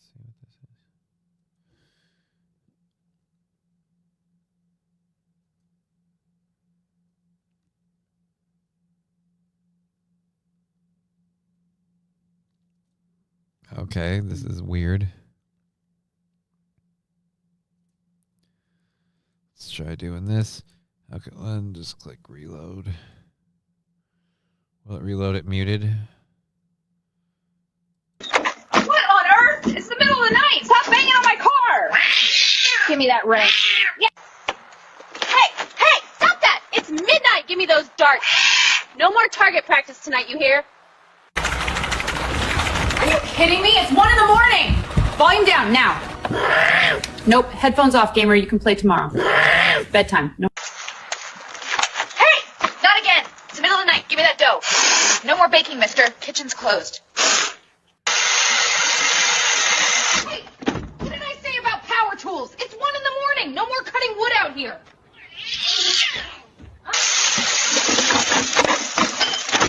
Hey, what did I tell you about midnight cooking? It is 1 a.m. You cannot be stir frying on the porch. What? Turn it off. Party's over. It is 2 a.m. and you have the neighbor's windows shaking. Inside, all of you. Go on, shoot! All right. Al, here, kitty. That's AI Al. That's not bad. It's okay. Mm-hmm. He's a yowler. I don't think he's quite that active. He used to be that fat, like in the first one with the wrench and working on the car. But yeah, so yeah, it's not bad. Thank you for that, Los Federales. We have about 30 minutes left of the program. I'm laughing so hard right now I can barely type, says Adam Simon. I'm glad you're laughing. Your cats party like that, Matthew? Nice. My cats don't. Riding Dirty Llama enjoyed it. I'm glad. Thank you. Who was it? Los Federales. Because yeah, that definitely fills our attempted daily animal quotient. Yes. I liked it, says Pab Fargo. Well, Los Federales did link it in the YouTube channel. If you want to watch it and give a like and share, you have that option. If you need me to link it in the other chats, I can. Just let me know. The dough kneading one really got me. I did enjoy the dough kneading one because that one, like, it was obviously AI from the jump when you see a car engine on the front porch. I'm like, yeah, okay. Yeah. But so it was obviously an AI generated video. But the one that looked the most real and believable, I feel like you could easily train or get a cat without much training to knead a lump of dough. Yeah.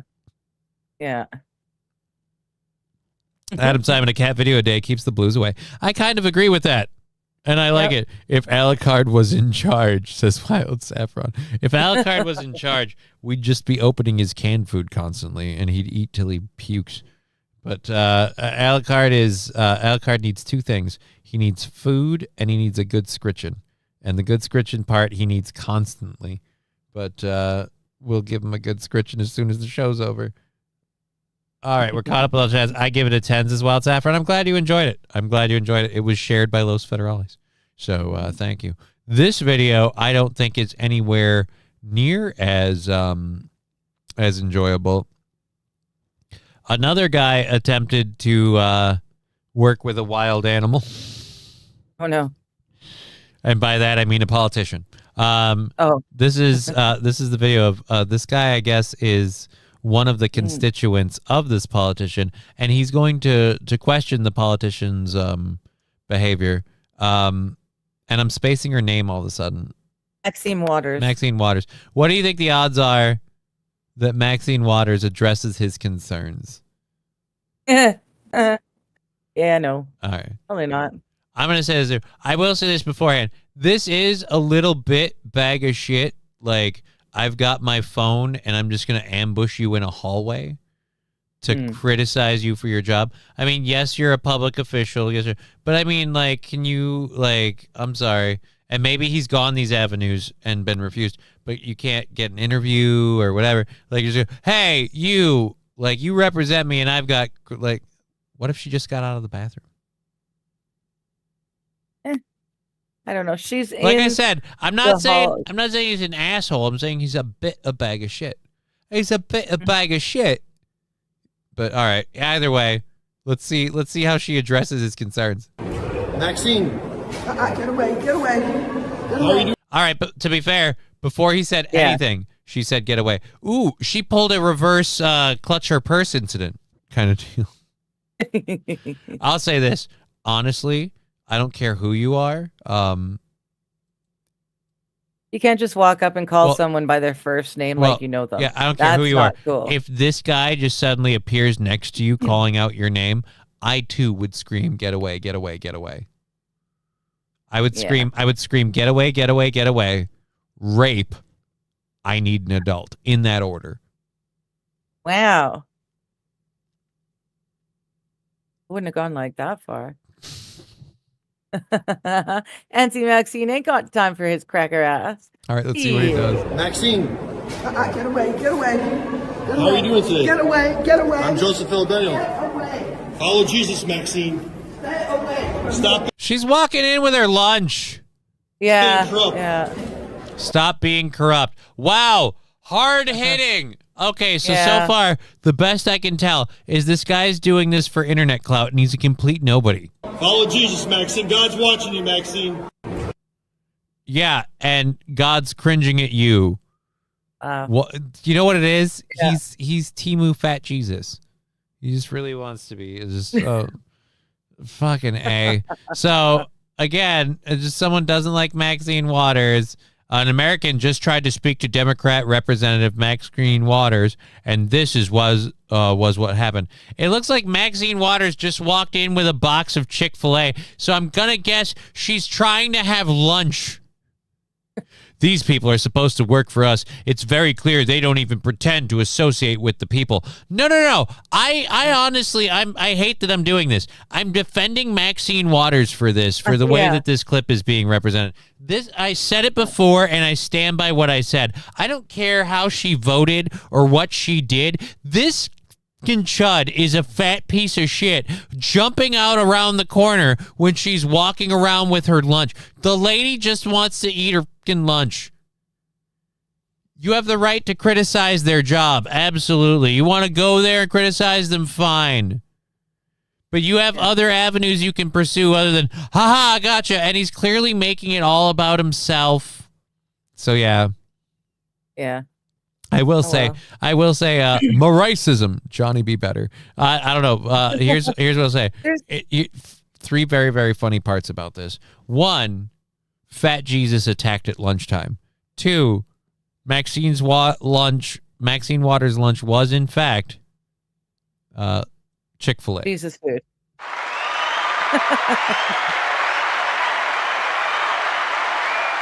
She had a Jesus approved chicken sandwich.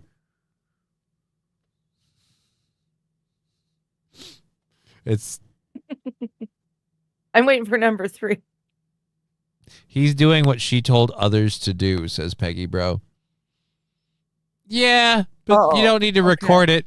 So, I don't know. And again, like I said, you can go criticize her, but she's trying to eat her lunch. I don't know. Peggy, right? She kind of deserves it. Here's the thing. If you don't think what she told people to do was okay and that people shouldn't do that, then people doing it to her doesn't make it any better. It doesn't. What does that solve? It's the dog, the bounty hunter's little known cousin, Chaz. Jesus is watching Maxine. He still sucks. Just look at him. Right? I will say again. There's so many videos of people doing things wrong. I don't know why we have to try and fabricate things like this. It's getting a little... Sorry, phone. We don't take phone calls right now. We're in the middle of doing a show for the next 30 minutes. And let's make sure that we haven't missed anybody on the Venmo and the PayPals. Because that do happen. Boop. We're good. Boop. Why are you notifying me? Dismiss. Yes, I don't know why you had a notification. Why are you listing a notification for nothing there? That's not a thing. All right, we're good. People need to stop filming everything. Yeah, dude, like filming everything. And again, maybe he noticed the cook at Chick-fil-A didn't wash his hands and he was trying to warn her. I will say she cut him off before he could ask her a question, but she also, again, and surprise, a politician doesn't want to endure the same torment they advocated towards their opponents. Color me shocked. Again, I just mean, like, it's a dickbag thing to do, ambushing a person like that. And if she advocated that behavior, I don't think the way that we solve that problem is like, you know what we do? We do the same thing to her. Like,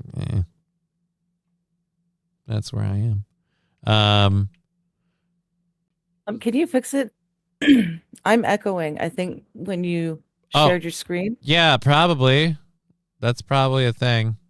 And I can't not do that, so we'll close that out. It was in broad daylight in a packed place. Right. I'm not saying he's going to hurt her.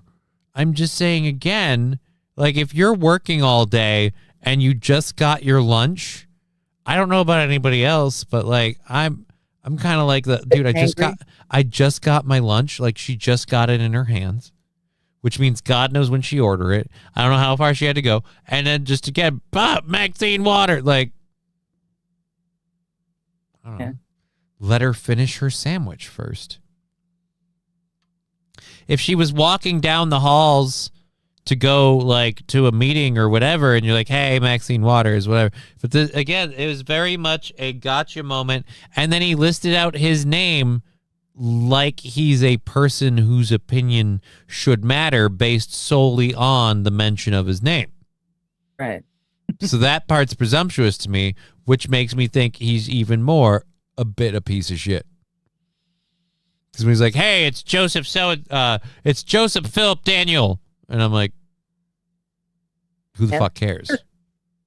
I feel like you could have shortened that up. Hey, I'm nobody, but I want to be whatever. Arch Magnus, it's fried chicken. It'll keep for a few. For what? You know the guy's clearly trying to pull about a piece of shit stuff. Like, again, there's no this guy's being a decent dude at any point. And again, people are like, she advocated right, and I called that piece of shit behavior. So I'm sorry, it's not okay because it happens on your side. I'm calling this also about a piece of shit behavior. She barely does work, and she gets a per diem, so she doesn't even pay for that lunch herself. Again, I'm saying you're being about a piece of shit. It doesn't matter if she's an evil person or not. I'm not someone who okays a behavior just because it happens to the right people. No. I don't know.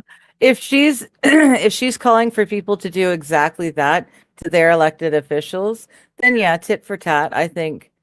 But I wouldn't be, I would like to think that there'd be a group of us going up to make the point. Scruffy. Just the one. There's the rub. Johnny's upset he can't jump anymore.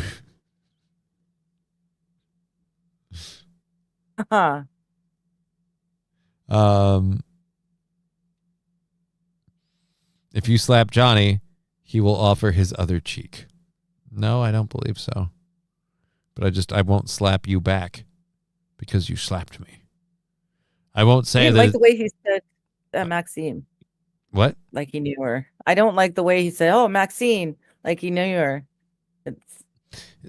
I'm willing to let that one slide under the fact that you're Maxine Waters. You go around and you pull a bunch of race baiting bullshit in front of the entire nation. So we all know who you are. Like, I don't know. You look like your mom, one of the California raisins. You got a weird, not quite human face. And again, you pull a bunch of race baiting bullshit all over the place. So yeah, we know who you are. Hey, Maxine, but no. Approaching with Mrs. Waters is proper. Again, just jumping out to ambush this lady with questions or what? I don't know. Yeah. While she's walking in from lunch, I don't blame her for walking off. The guy, here's where it is. If the guy did that, that'd be one thing.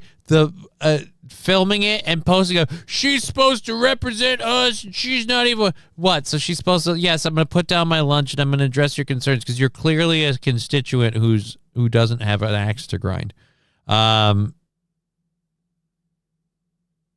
Well, again, Mr. Q, it looks like a fair. I'm guessing you can't get in there without like some sort of security right behind him.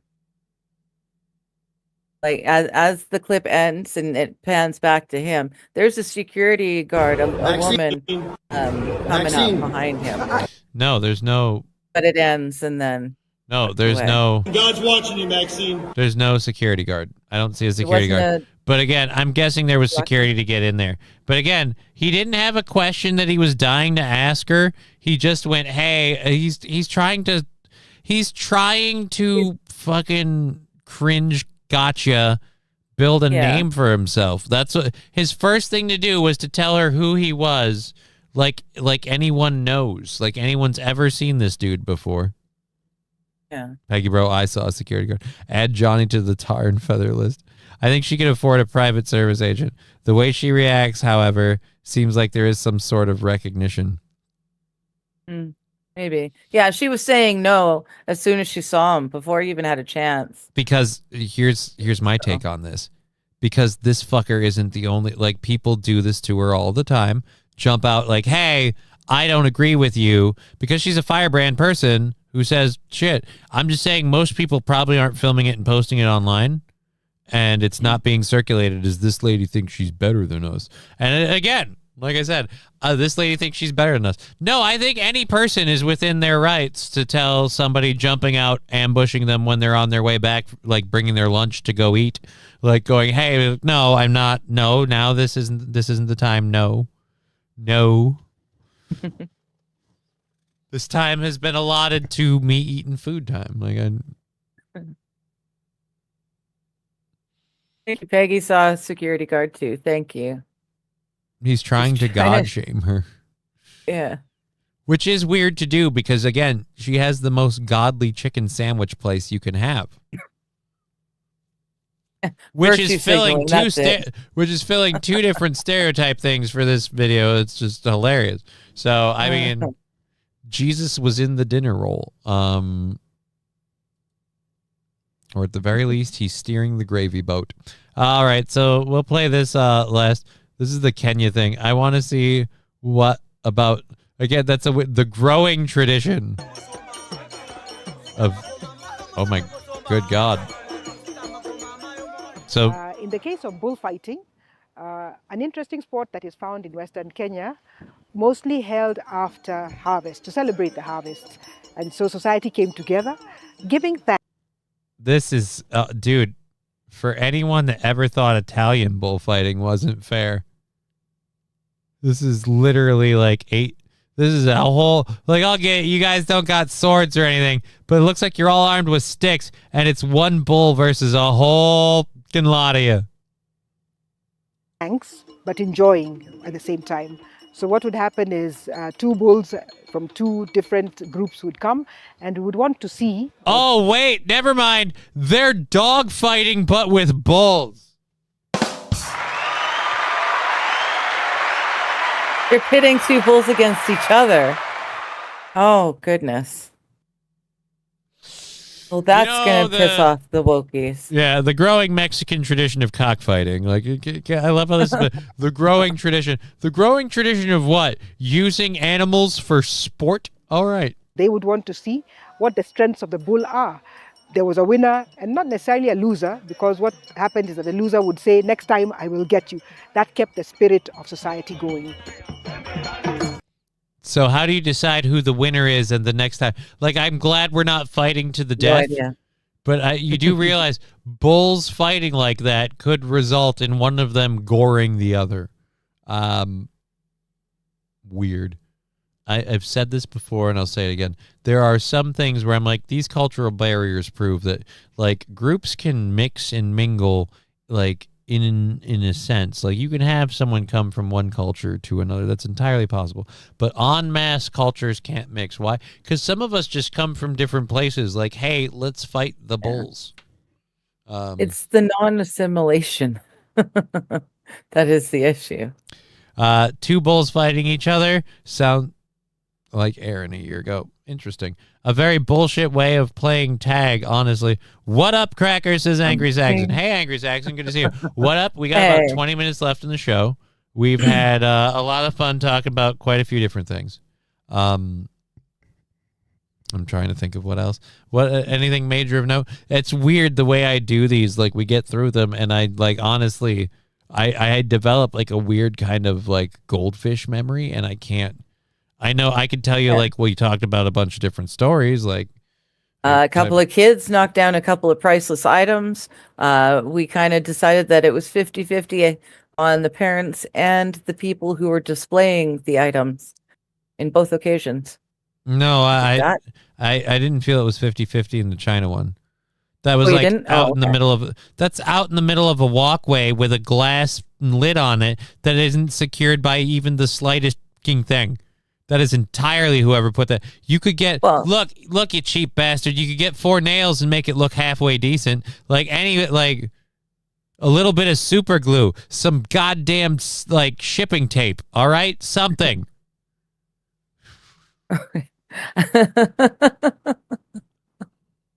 Oh, I was in agreement with that. I thought there was people in the chat though that still said 50 on the parents for that one. But yeah, they could have just deep set it in the pillar that it was on, just a little groove that it also doesn't. I should point this out because you might have missed this one in particular, Angry Saxon. We are allowing people to pay us $20 or more to play a jingle. Yes, there's now a jingle for the non-existent exotic meat market. And for $20 or more, you need to stop we'll play air the quoting jingle. it when you say non-existent, like it's somehow actually a thing. It's not a thing. The whole thing was a bit. And the people saying the bit's a bit. No, the bit is not a bit. The whole thing was a bit. The bit is not a bit. Calling it a bit is not a bit. Happens all the time. We've had bulls fight before. Male horses crash into each other. Have like a pushing fight. Got to turn them girls on. Dude, yeah, it happens all the time. Roosters in nature will fight over territory and to spook off like competitors and stuff. But like when you organize it and you get a little action going in the crowd, like that's when you've got a crowd gambling. surrounding it and chasing it and cheering it on, yeah, it becomes a little bit different. So, Angry Saxon, I'm still waiting for my futon. What futon? I've never sold a futon. It must have gotten lost in the mail. It depends who you ordered it from, but I never sold a futon. So if you're waiting for it from me, I got bad news for you. You can't. Yeah. I'd say at this point, it's a megabit. It's not a megabit. A megabit. I'm glad you enjoyed that one. I'm glad you enjoyed that one. Adam Simon, nicely done. Alrighty. Caught up a chat. And we're good. Wait until they get access to the internet. Yeah, dude, that country's going to be rampant with porn. Alrighty, so there we go. That's the end of our second hour of stories. Hey. Yes. We got 15 minutes left. You've got 6 minutes to 2:20. No, it's not 2:20. It's No, I said you've got 6 4:20. minutes to 2:20. Yeah, but no, it won't be 2:20. It'll be 4:20 in 6 minutes. You got to learn to be able to tell time in different time zones. Like you can't tell me it's going to be your time. That makes zero sense because it's not going. It's my time when I'm in my time. Right. It'll be your time when I'm in your time. Right, but my point is, you saying it's 2:20 to me, like that's actually the time, is completely incorrect. That'd be like me telling you that it's 4:20 right now. Like telling you, no, but that's not right because it's 2:20. Right, but that's what I'm saying. it's not 220 here. It's 420 here. You have to accommodate for the not. conversion. It's not. No, It's no, no, 420. no. You're not well, it's listening. not quite. It's It's 220 or 215. Oh, 215. God, you're not listening. I'm Fine. saying that the distance and the place and the location matters. So for me to tell you it's 420 is the same as you telling me it's 220. And the point that I'm making is that you're right. For me to tell you it's 420, it's wrong. Because for you it's not, but for me it is. So for you to do it, it's the same thing. So I'm saying you need to be respectful of the other person's time zone, you insensitive cunt. I don't know.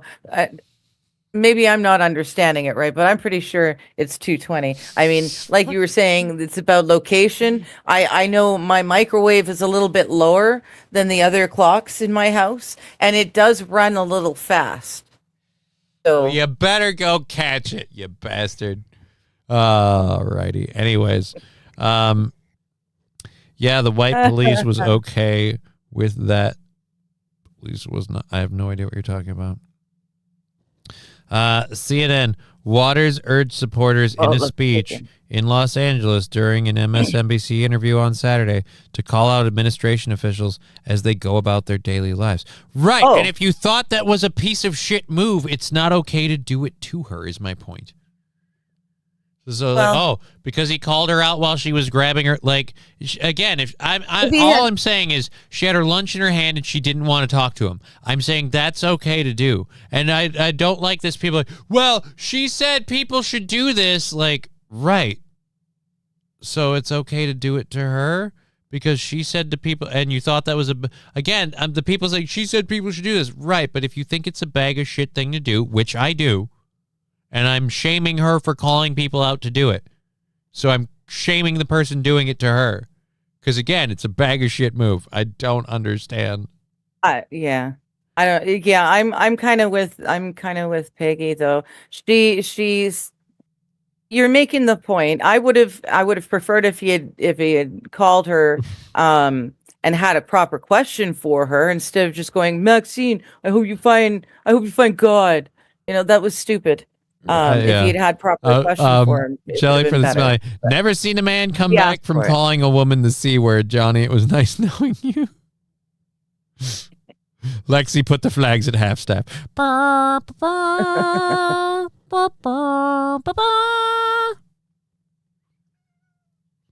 Yes, I'm with Arch Magnus. Both points are valid. However, can we all agree everything's screwed up? Yes. Yeah, there's everything is screwed up. And we found common ground.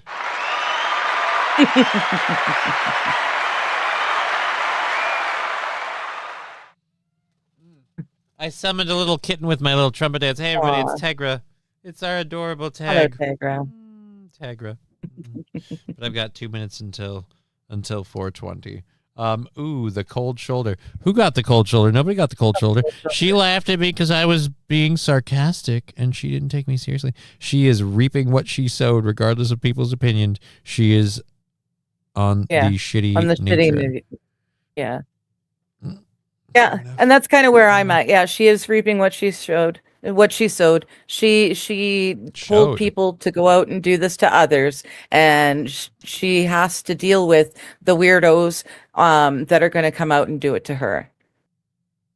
I mean, fair enough. I think it makes a point quite nicely in this specific example. Okay. All right. Yeah. Whatever. I would have preferred if he had a proper question for her, as opposed to just telling her that God's looking at her or whatever. Like, yeah. You know what I would have loved? Here's how you handle that. God's watching you. Yeah, then he just saw me take a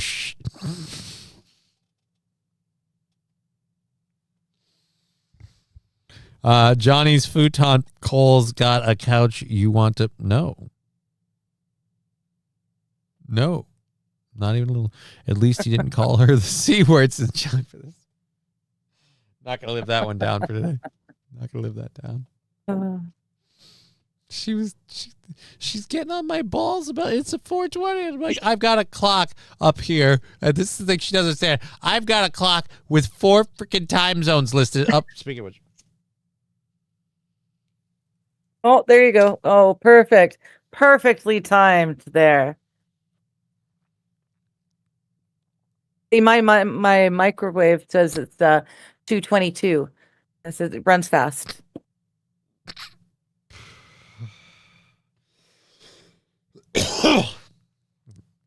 All right. Jennifer's like, yeah, keep digging, Johnny. You can keep digging. I'm not digging for nothing. He was dumb the way he did it. She should have told people. Yeah, it's still, like I said, I don't know. I disapprove of her advocation of the action. So I don't know. That being said, thank you all so much for the support that we've had today. We are going for like 10 more minutes. Thank you. And we will be back, the two of us tomorrow, and then maybe Friday if I can convince her to do it. We'll see. Yeah, I wanted to say too, just throwing it out there, I will be streaming on Christmas Eve, and Boxing Day, because I got nothing else to do. So if folks want to hang out or whatever, I might be able to you make can that come happen. hang out. I'll pre-post it.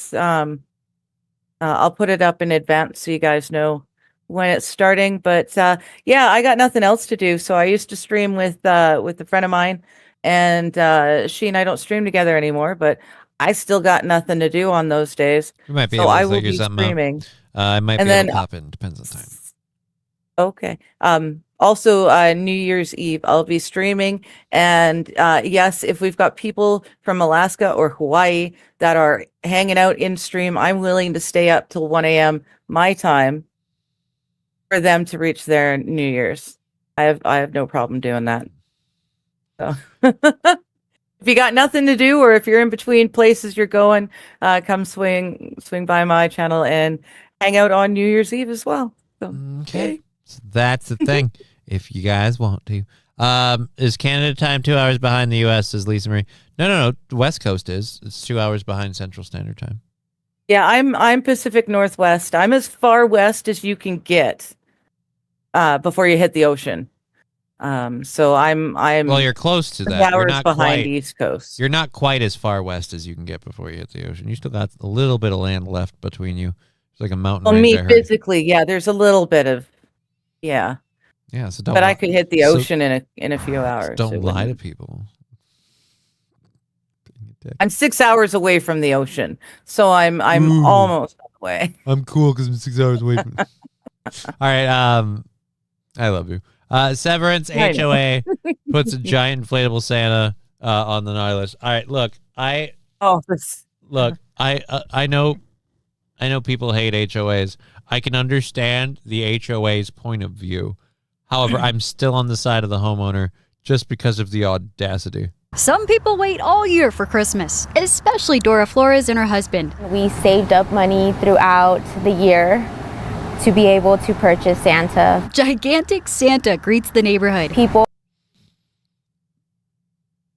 I think that's awesome. Severance Shores.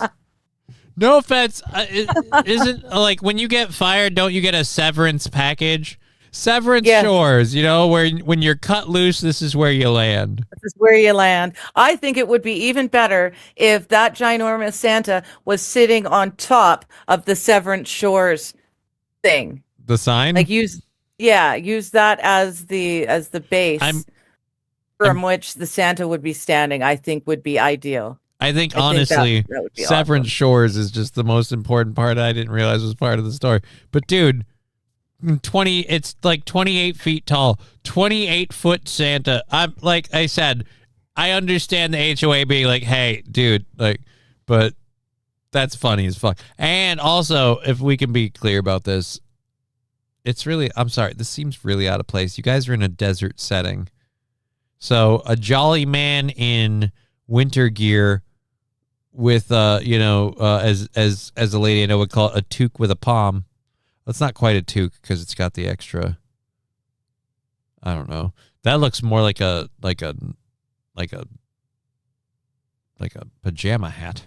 We're driving by, taking pictures. And literally the first thing out of my mouth was, Holy Santa, Batman, that thing is huge. Castlemaine loved the larger-than-life edition. My daughter, being autistic and nonverbal, the first thing out of her mouth was, wow. A week ago, from My daughter being autistic and nonverbal, and she said a word. All right, so it's surprising. Again, this is one of those, like, who's this hurting? Who's really upset? Oh, people. Is Santa keeping people up at night? I don't company think which so. oversees homeowners associations in Severance emailed Dora's family saying the Santa in your backyard is excessive in height and not permitted. The letter said please remove immediately. We were very bummed and sad to know that we were going to have to bring him down, and I decided to advocate for Santa. Dora shared what happened with neighbors. And something that spreads Christmas cheer is something that I hold dear to my heart. The hill that they want to die on is. Well, here's the thing though. Company that manages HOAs. So this is one of those where people build, like a developer's building an area. He pays a company to manage the HOA because some people, I don't know why people think HOAs are a good thing, but they stick so many of them in the Santa Claus. A lot of neighbors showed up. Bah humbug for sure. Across the street. Definitely now. Cody Bowden showed support in his own way. I won't take it down. I don't see that this I won't take it down. I know. He's got one. I don't know. I do not only stand with Santa, but I refuse to let anyone with Frosty. Like, that's where we are.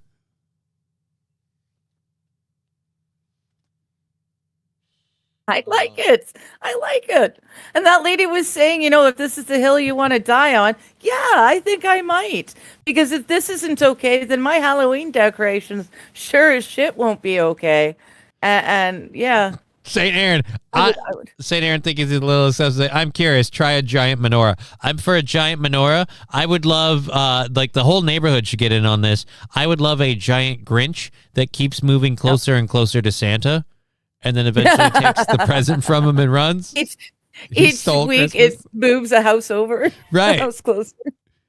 And then when he gets to Santa, Santa's deflated. And he's That's awesome. Well, let's federalize. Next will be a giant Rudolph. This is great. I don't want to die on a hill. That sounds awful. I think dying on a hill will be fun because then you can just roll down and see where.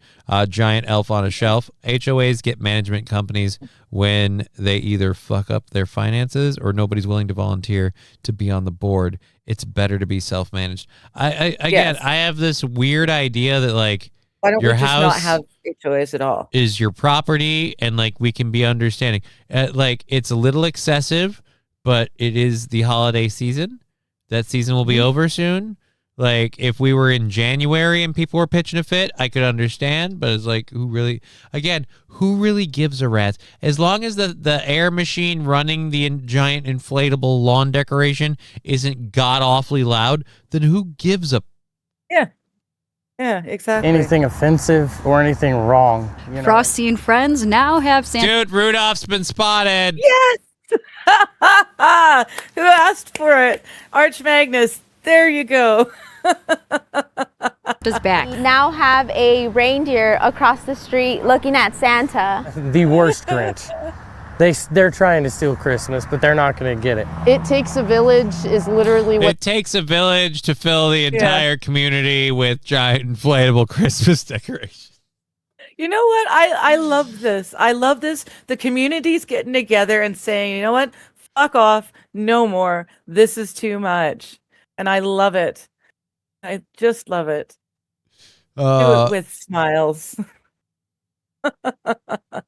What's happening here today, you know, something as simple as, 30 to 40 foot blow up Santa, bringing everyone together. The holiday spirit seemed to work. Dora got a call today. A phone call from upper management saying that they had made a mistake, and on the behalf of firm, they apologized and Santa can stay. So Santa was back up this morning, but he's been taken down later today because of wind concerns. Dora wants to thank everyone in the community who supported her and, of course, Santa in Severance. Well, that's awesome.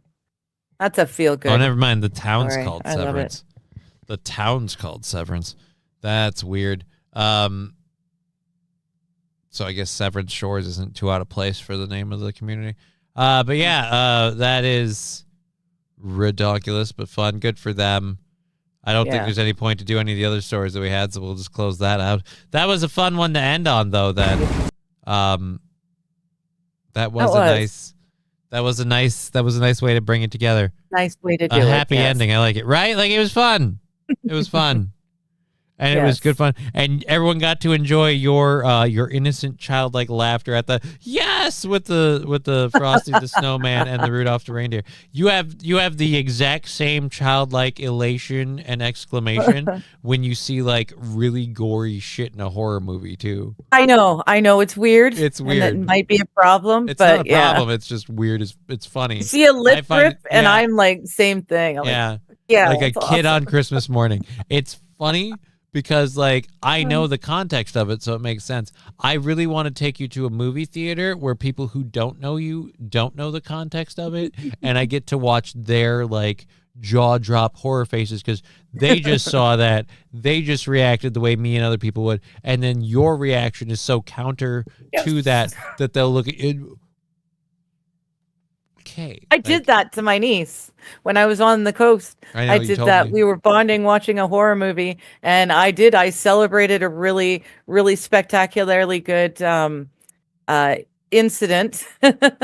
And she looked at me like I was strange. Because it is. It's fun, though. Anyways, hell yeah, Christmas wins. Yeah, it's a great story. I like doing fun Christmas stuff. We'll bring more fun Christmas stuff as the season continues, I think. But anyways, we will be back tomorrow. You will be here tomorrow. Maybe she'll be here on Friday. We'll see what I can do. Thank you so much for supporting the program and being part of it. We've been Johnny. You've been an audience. She's been Digger. And I'm gonna go. Shut up and sleep with me. Come on, why won't you sleep with me? Shut up and sleep with me. Clip it.